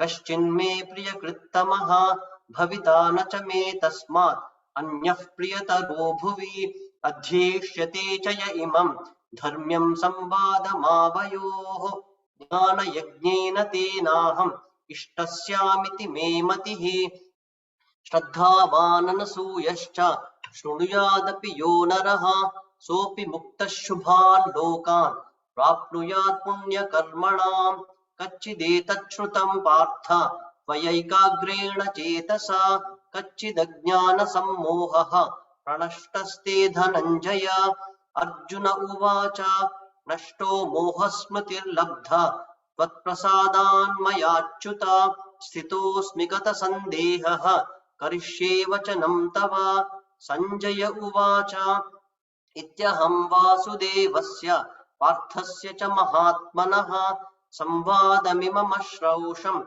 अद्भुतं रोमहर्षणम् व्यासप्रसादाच्छ्रुतवान् इमं गुह्यतमं परं योगं योगेश्वरात् कृष्णात् साक्षात् कथयतः स्वयं राजन् संस्मृत्य संवादमिममद्भुतं केशवार्जुनयोः पुण्यं हृष्यामि च मुहुर्मुहुः तच्च संस्मृत्य रूपमत्यद्भुतं हरेः विस्मयो मे महान् राजन् हृष्यामि च पुनः पुनः यत्र योगेश्वरः कृष्णः यत्र पार्थो धनुर्धरः तत्र श्रीर्विजयो भूतिः ध्रुवा नीतिर्मतिर्मम ॐ तत्सदिति श्रीमद्भगवद्गीतासु उपनिषत्सु ब्रह्मविद्यायां योगशास्त्रे श्रीकृष्णार्जुनसंवादे मोक्षसंन्यासयोगो नाम अष्टादशोऽध्यायः. Happy Gita Jayanthi to everybody. Thank you. Stay.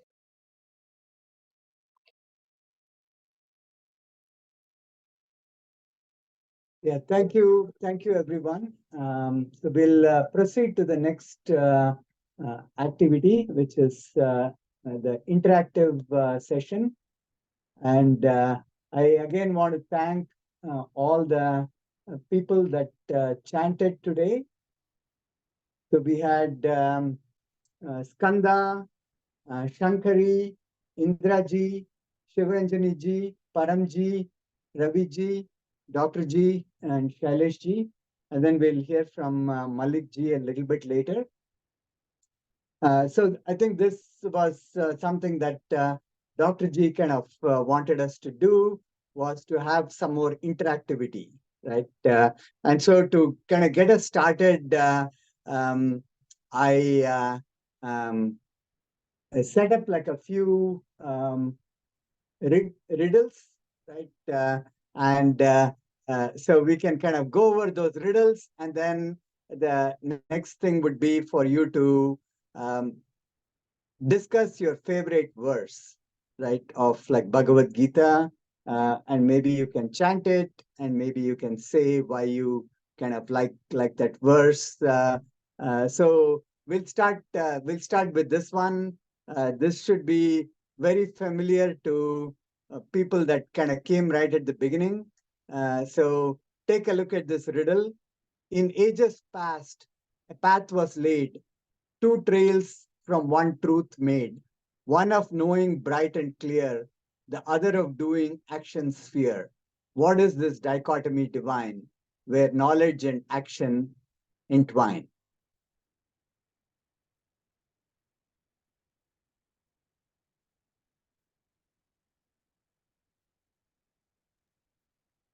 Yeah, it's open for anyone to. Yeah, you can do it, Malik ji. Yeah.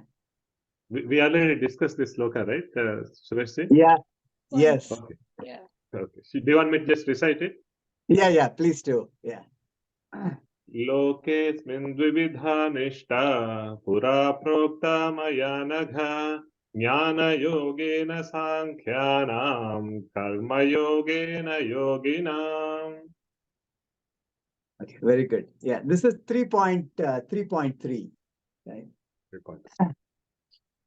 In answer to Arjuna's question. Yes.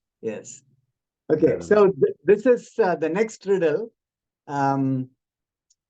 Better than practice is understanding clear, and better than knowing is meditation dear. Even higher is renunciation's role, for it brings supreme peace to the soul.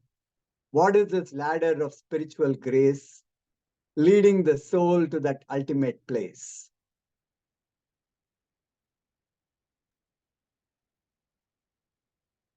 It starts with Shreya. Yeah. If you'd like to guess, you can raise your hand and try to guess.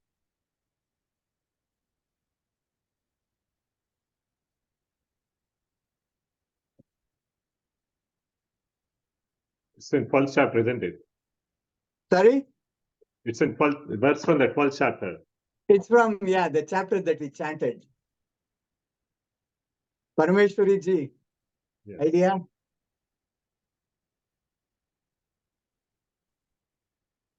Okay, Shailesh ji, go ahead.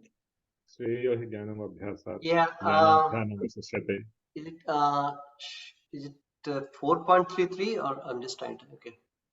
No, I it's think 12. it is 12th chapter. Shreyo hi jnanam abhyasat. Jnanadhyanam visishyate. Dhyanat karma phalatyagah. Tyagat shantiranantaram. Yes, 12.12. That's Okay, right. okay. I was thinking Yeah. 4.33. Shreyo hi jnanam abhyasat, jnanat dhyanam vishishyate, dhyanat karma palatyagah, tyagat shantiranantaram. And so there is a pattern. Do you see the pattern? So there was 3.3, and then there was 12.12. Okay, we'll do one more.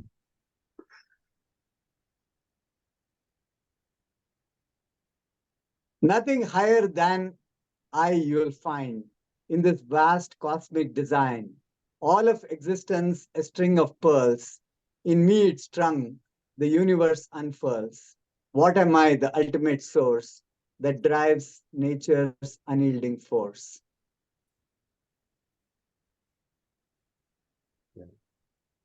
String of Not pearls. say that I should participate. I've seen this one. So It is 7.7. Matta Yeah, paratam yes. nanyat Devaranjani kinchidasya ji. nanjayam.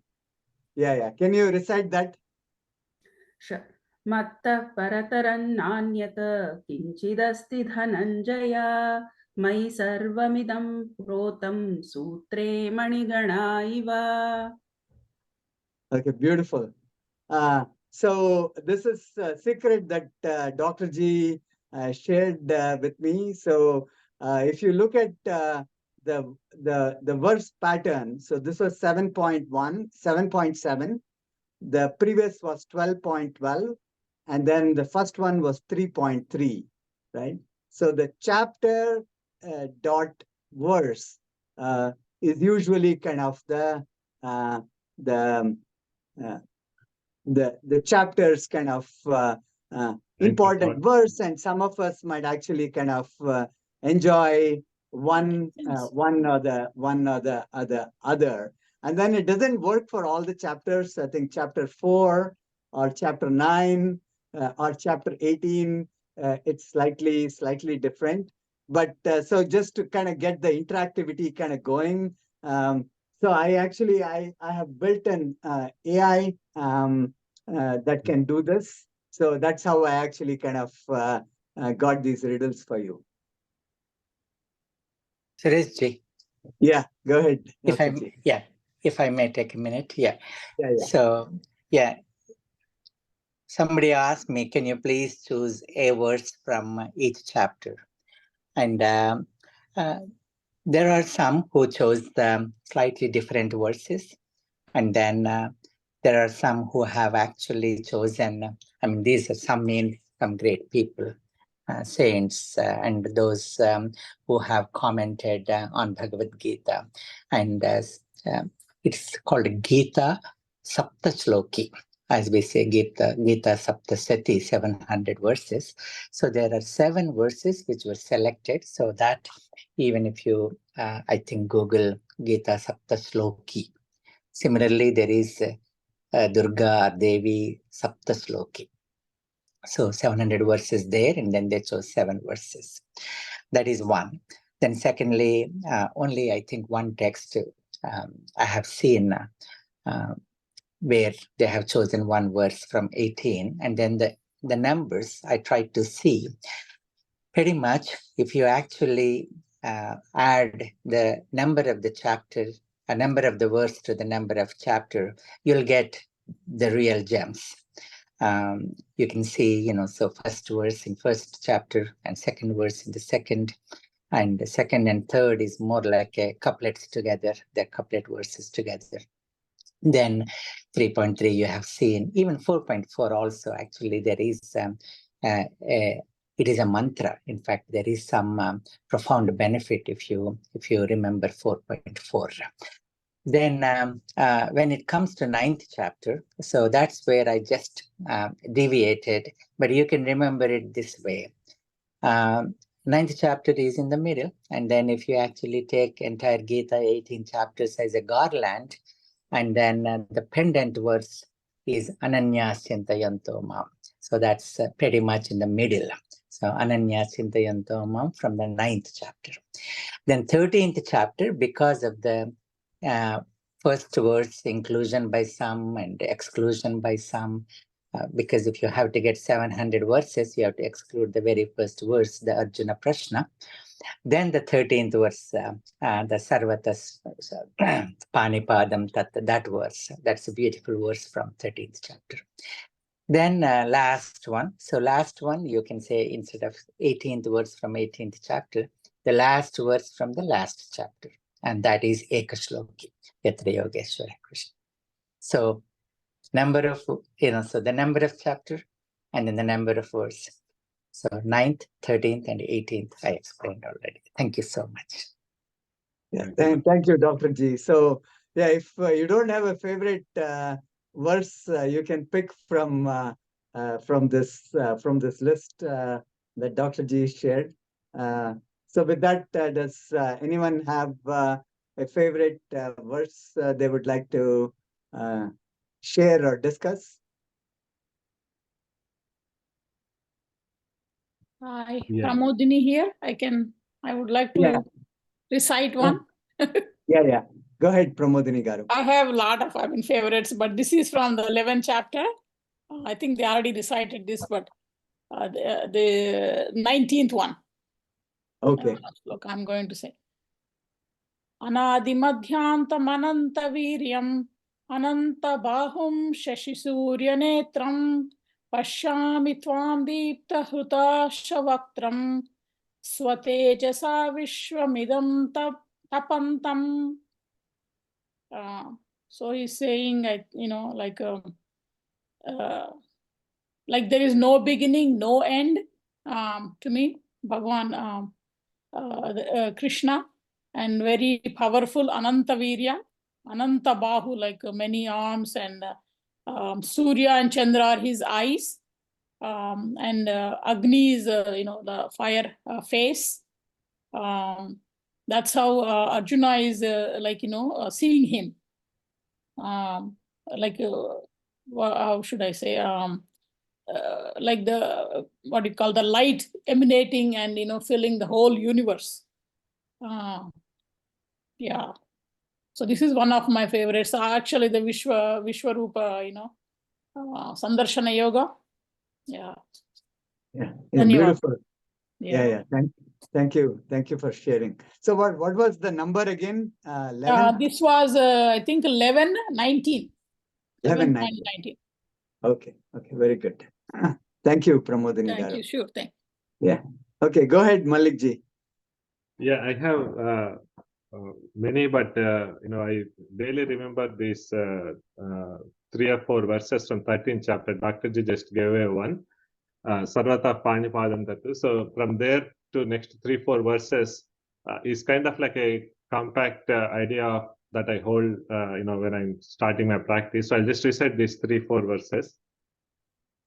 Sarvata Panipadam Tatu Sarvatokshishiro Mukham Sarvata Shrutimaloke Sarvamavritya Tishtati Sarvendriyagunabhasam Sarvendriyavivarjitam Asaktam Sarvabhritchaiva Nirgunam Gunabhoktrucha Bahirantascha Bhutanam Acharam Charamevacha Sukshmatva Tadavigneyam Durastham Chantike Chatat Avibhaktam cha bhuteshu vibhaktamiva cha sthitam bhuta bhartru cha tajneyam grasishnu prabhavishnu cha jyotisham api tajyotihi tamasah paramuchyate jnanam jneyam jnanagamyam hrudi sarvasya vishthitam. So that divine, that Lord, who is subtle, presence everywhere, cannot be perceived by the senses, is very far yet very near in our own hearts. So I take that as an inspiration and start my meditation on heart. Oh, beautiful. Thank you, Malikji. Yeah, that's wonderful.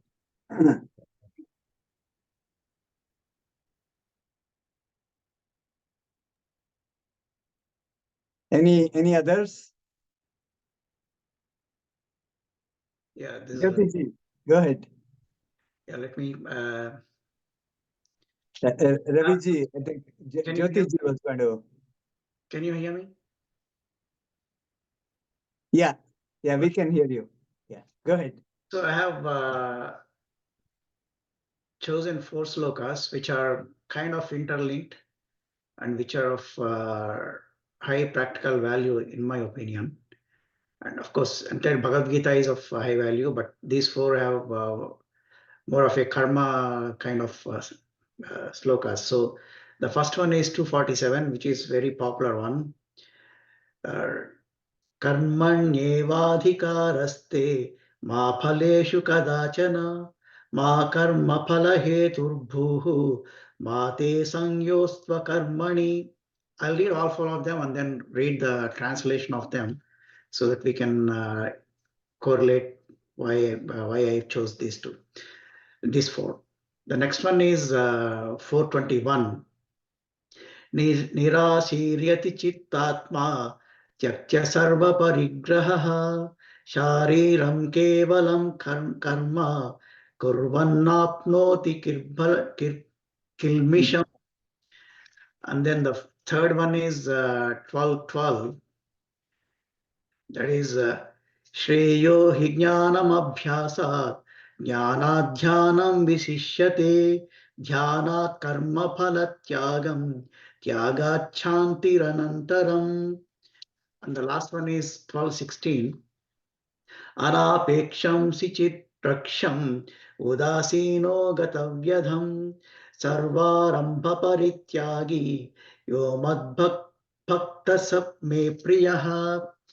And I'll read the translation. This is from the complete Bhagavad Gita by Sri Krishna Garu and Ravi Kumar Garu. So the translation is, you cannot control only your actions. You cannot control the results. The expected results should not be the motivation for action. Also, don't shirk away from your work. The continuation is, just by doing activities with discipline, not expecting anything from it, and free from a sense of possession, you can stay away from the evil. And the third one is 1212, and the meaning is, knowledge is better than blindly following routines. Contemplation is better than knowledge. Renunciating the fruits of one's action is better than contemplation, because soon after this one attains peace. And the last one is the 1216. one who is pure and expects nothing, one who is diligent, impartial, and calm, one who works without selfish motives and is devoted to me is dear to me. So these are the 4 ones which I thought are kind of interlinked, and where the 12:16 ends with what Krishna says is dear to him. Thank you.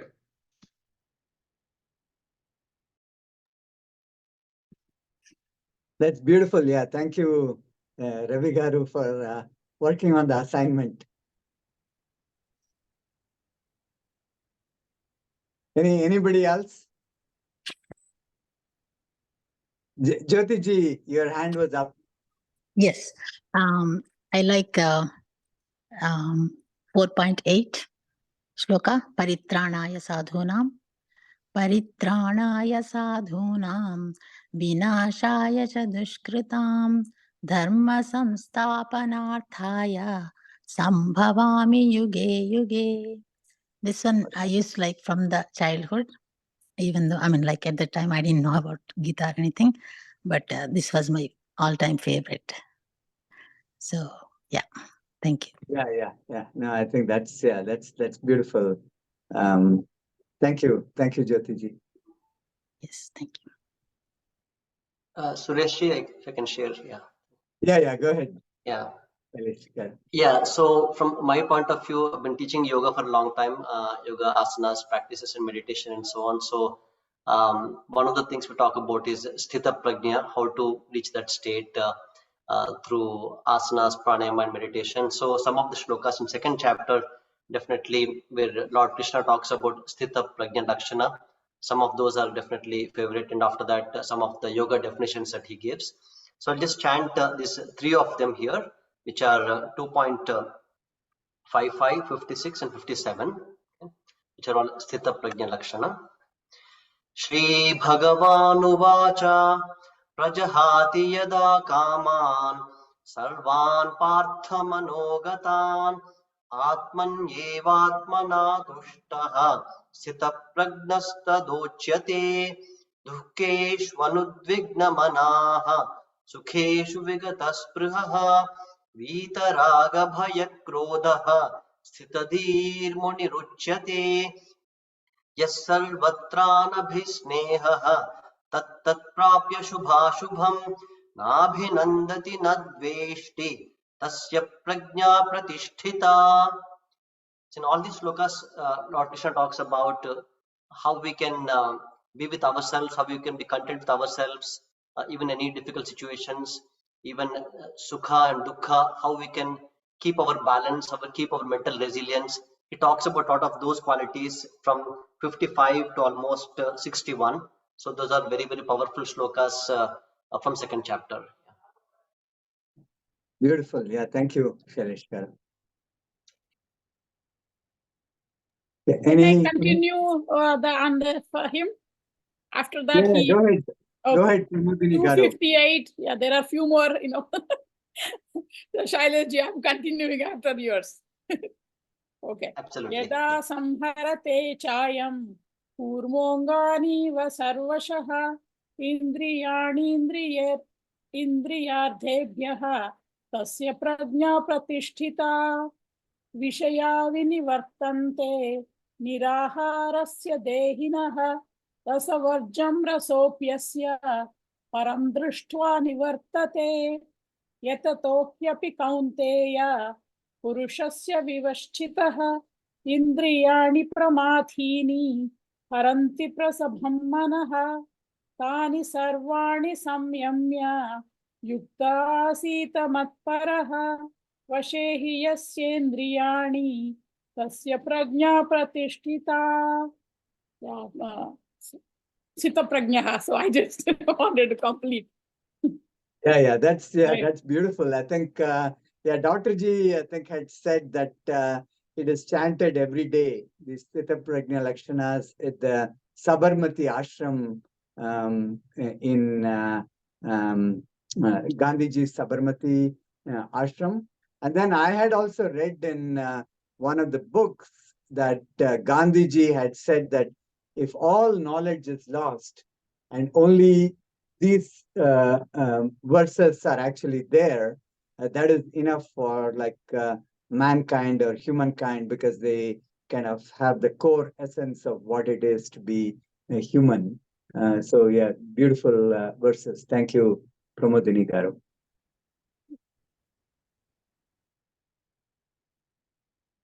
Anybody else?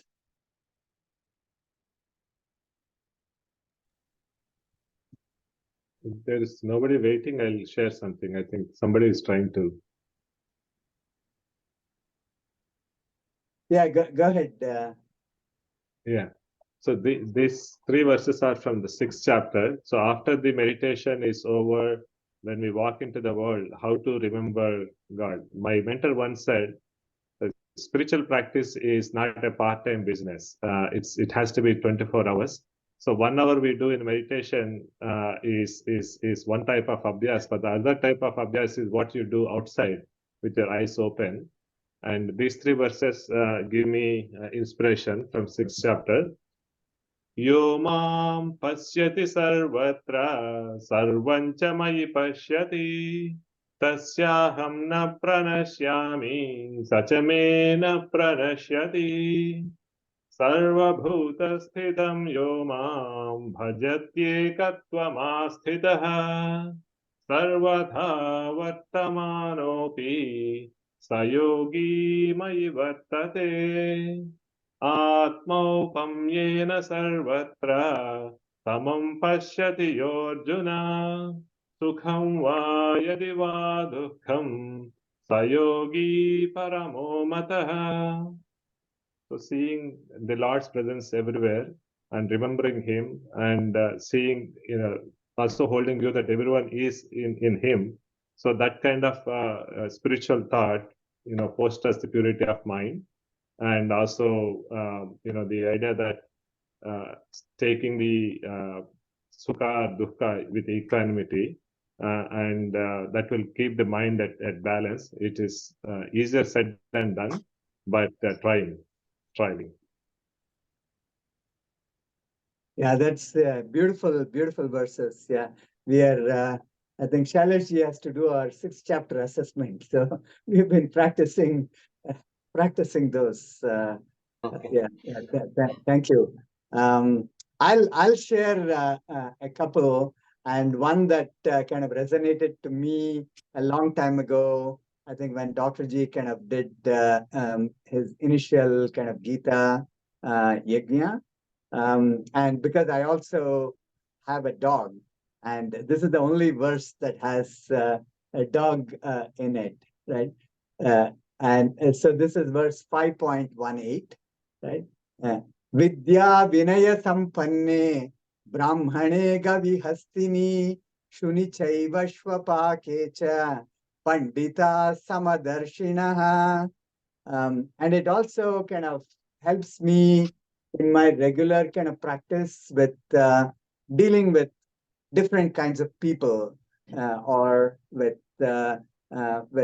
different kinds of even dogs or other kind of creatures, as you were rightly pointing out, Malikji, to be able to see the divine spark in them, as well as to see the sameness in them. Yeah, that one kind of really resonates to me. And then I think chapter 2 is full of gems, and then 227 is a very powerful one. And I think Dr. G had mentioned Hakuna Matata, right? No worries. So this is Jatasya hi dhruvo mrityuhu dhruvam janma mritasya cha tasmad apariharyerte natvam shochitum arhasi. So there is the nanu shochitum arhasi, natvam shochitum arhasi, naivam shochitum arhasi. All those like beautiful garland of no worries. And this one is just because every day you're kind of getting closer to the end, and trying to kind of remember to try to attach to the divine, because the the life is kind of like very short, and maybe who knows, we may all be reborn again and join another 3D Zoom session later.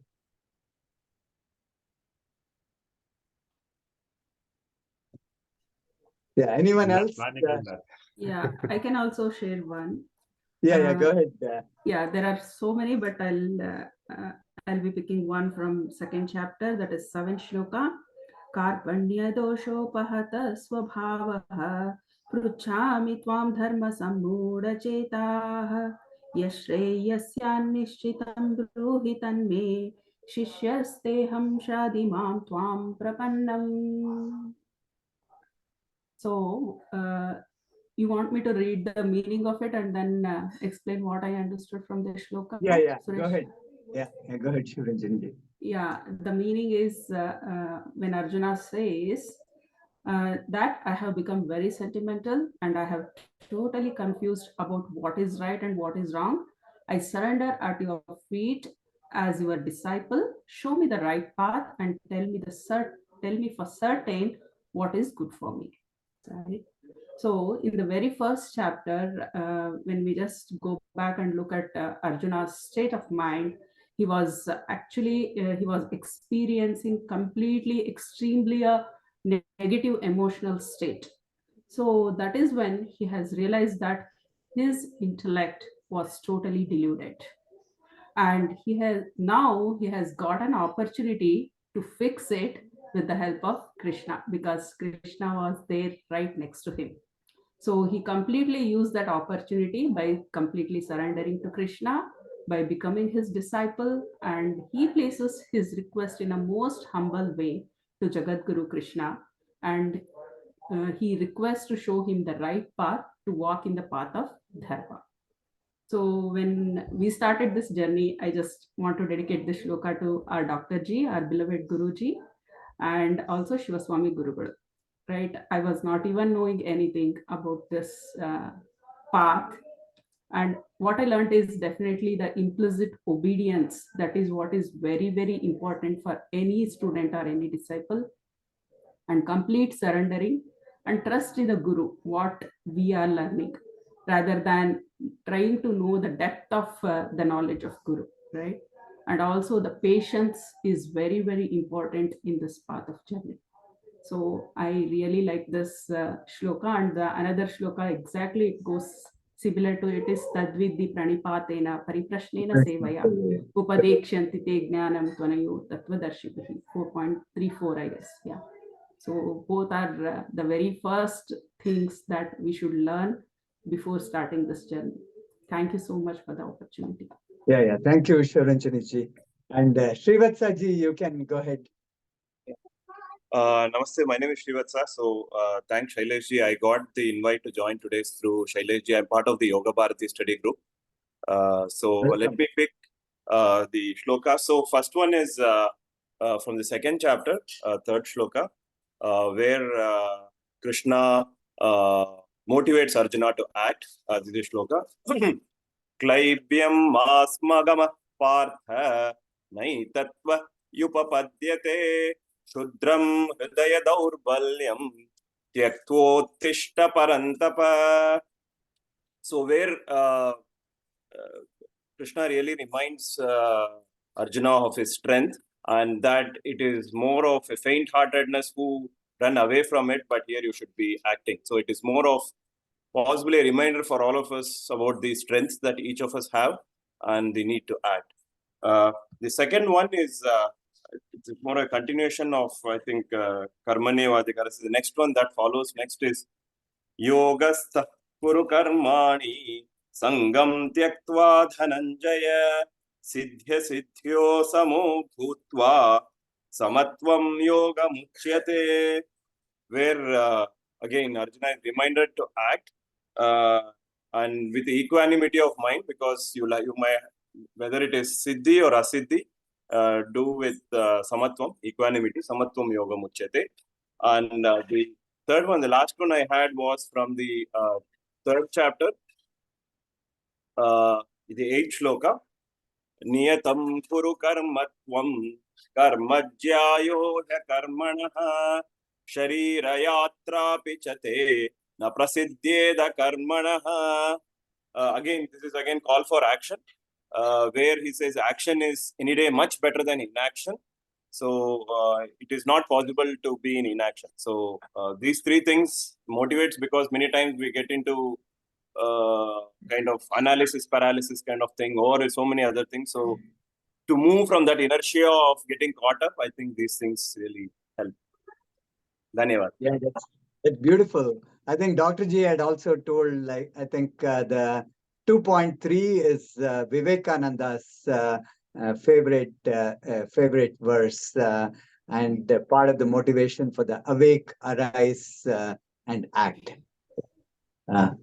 Dr. G, you had you wanted to share? Go ahead. Yeah, but Malik ji raised a hand and then he lowered it. So if he has anything to say, and anyone else, just before you wrap up, I just want to take a minute.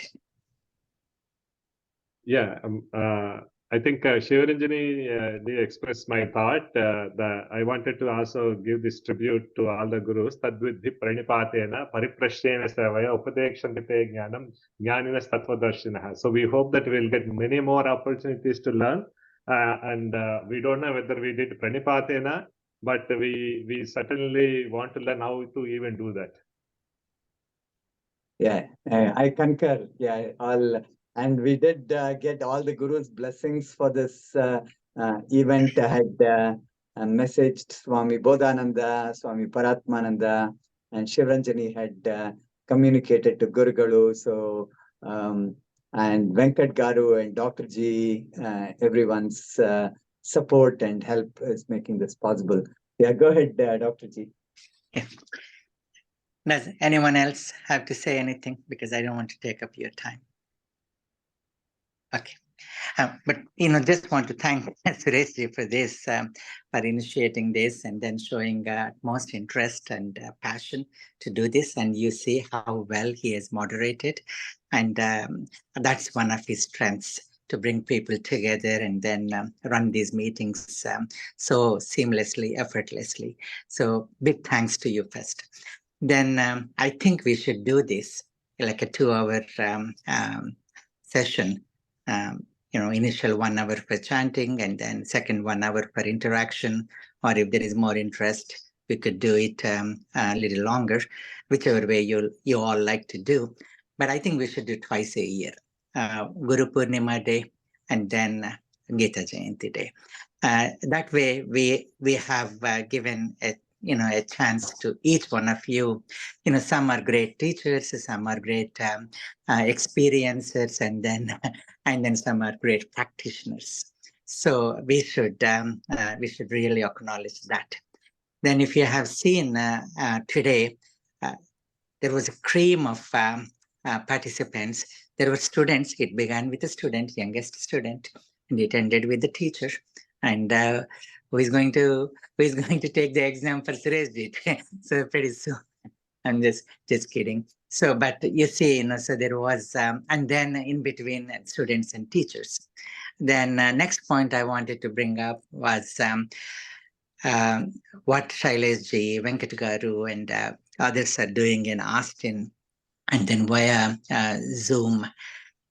If any of you are not part of it, I know Ravi Garu is not part of it. I'm after him. He should join this class maybe for next year. It is a tapas. It is a mission for exactly a year, and when it's not only just chanting. Chanting is one aspect, but when you chant, you experience so many things, and you meditate upon these verses, contemplate on these verses. And I'll conclude with my favorite verse. My favorite verse is 28th verse in second chapter.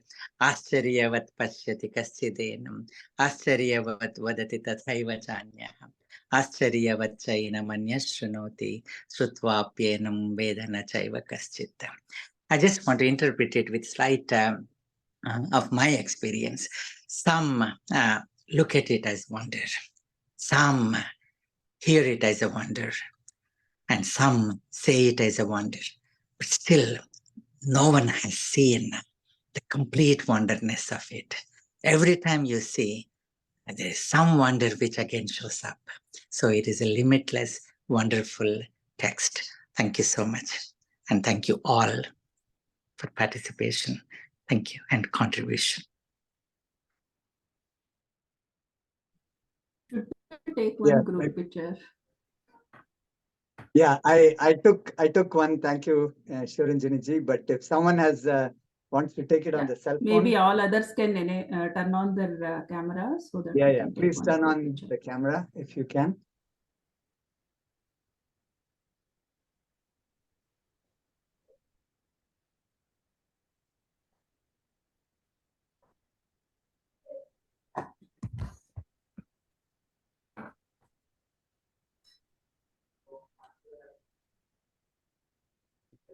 Three, two, one.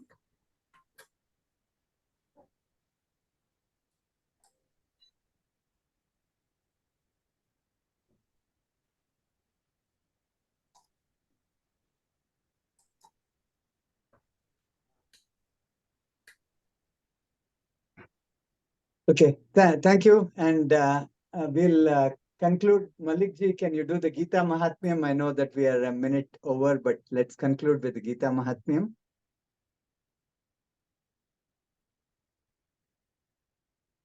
Will you be sharing, shall I read it from my screen? Yeah, you can just read it from your screen. I'll see if I can share. Okay. Gita Mahatmyam. गीताशास्त्रमिदं पुण्यं यः पठेत् प्रयतः पुमान् विष्णोः पदमवाप्नोति भयशोकादिवर्जितः गीताध्ययनशीलस्य प्राणायामपरस्य च नैव सन्ति हि पापानि पूर्वजन्मकृतानि च मलनिर्मोचनं पुंसां जलस्नानं दिने दिने सकृद्गीताम्भसि स्नानं संसारमलनाशनम् गीतासु गीता कर्तव्या किमन्यैः शास्त्रविस्तरैः या स्वयं पद्मनाभस्य मुखपद्माद्विनिश्रिता भारतामृत सर्वस्वं विष्णोर्वक्त्राद्विनिश्रितम् गीता गंगोदकं पीत्वा पुनर्जन्म न विद्यते सर्वोपनिषदो गावः दोग्धा गोपालनन्दनः पार्थो वत्सः सुधीर्भोक्ता दुग्धं गीतामृतं महत् एकं शास्त्रं देवकी पुत्रगीतम् एको देवो देवकी पुत्र एव एको मन्त्रस्तस्य नामानि यानि कर्माप्येकं तस्य देवस्य सेवा कायेन वाचा मनसेन्द्रियैर्वा बुद्ध्यात्मना वा प्रकृते स्वभावात् करोमि यद्यत् सकलं परस्मै नारायणायेति समर्पयामि श्रीमन्नारायणायेति समर्पयामि ॐ पूर्णमदः पूर्णमिदं पूर्णात् पूर्णमुदच्यते पूर्णस्य पूर्णमादाय पूर्णमेवावशिष्यते ॐ शान्ति शान्ति शान्तिः सर्वं श्रीकृष्णार्पणमस्तु हरिः ओम्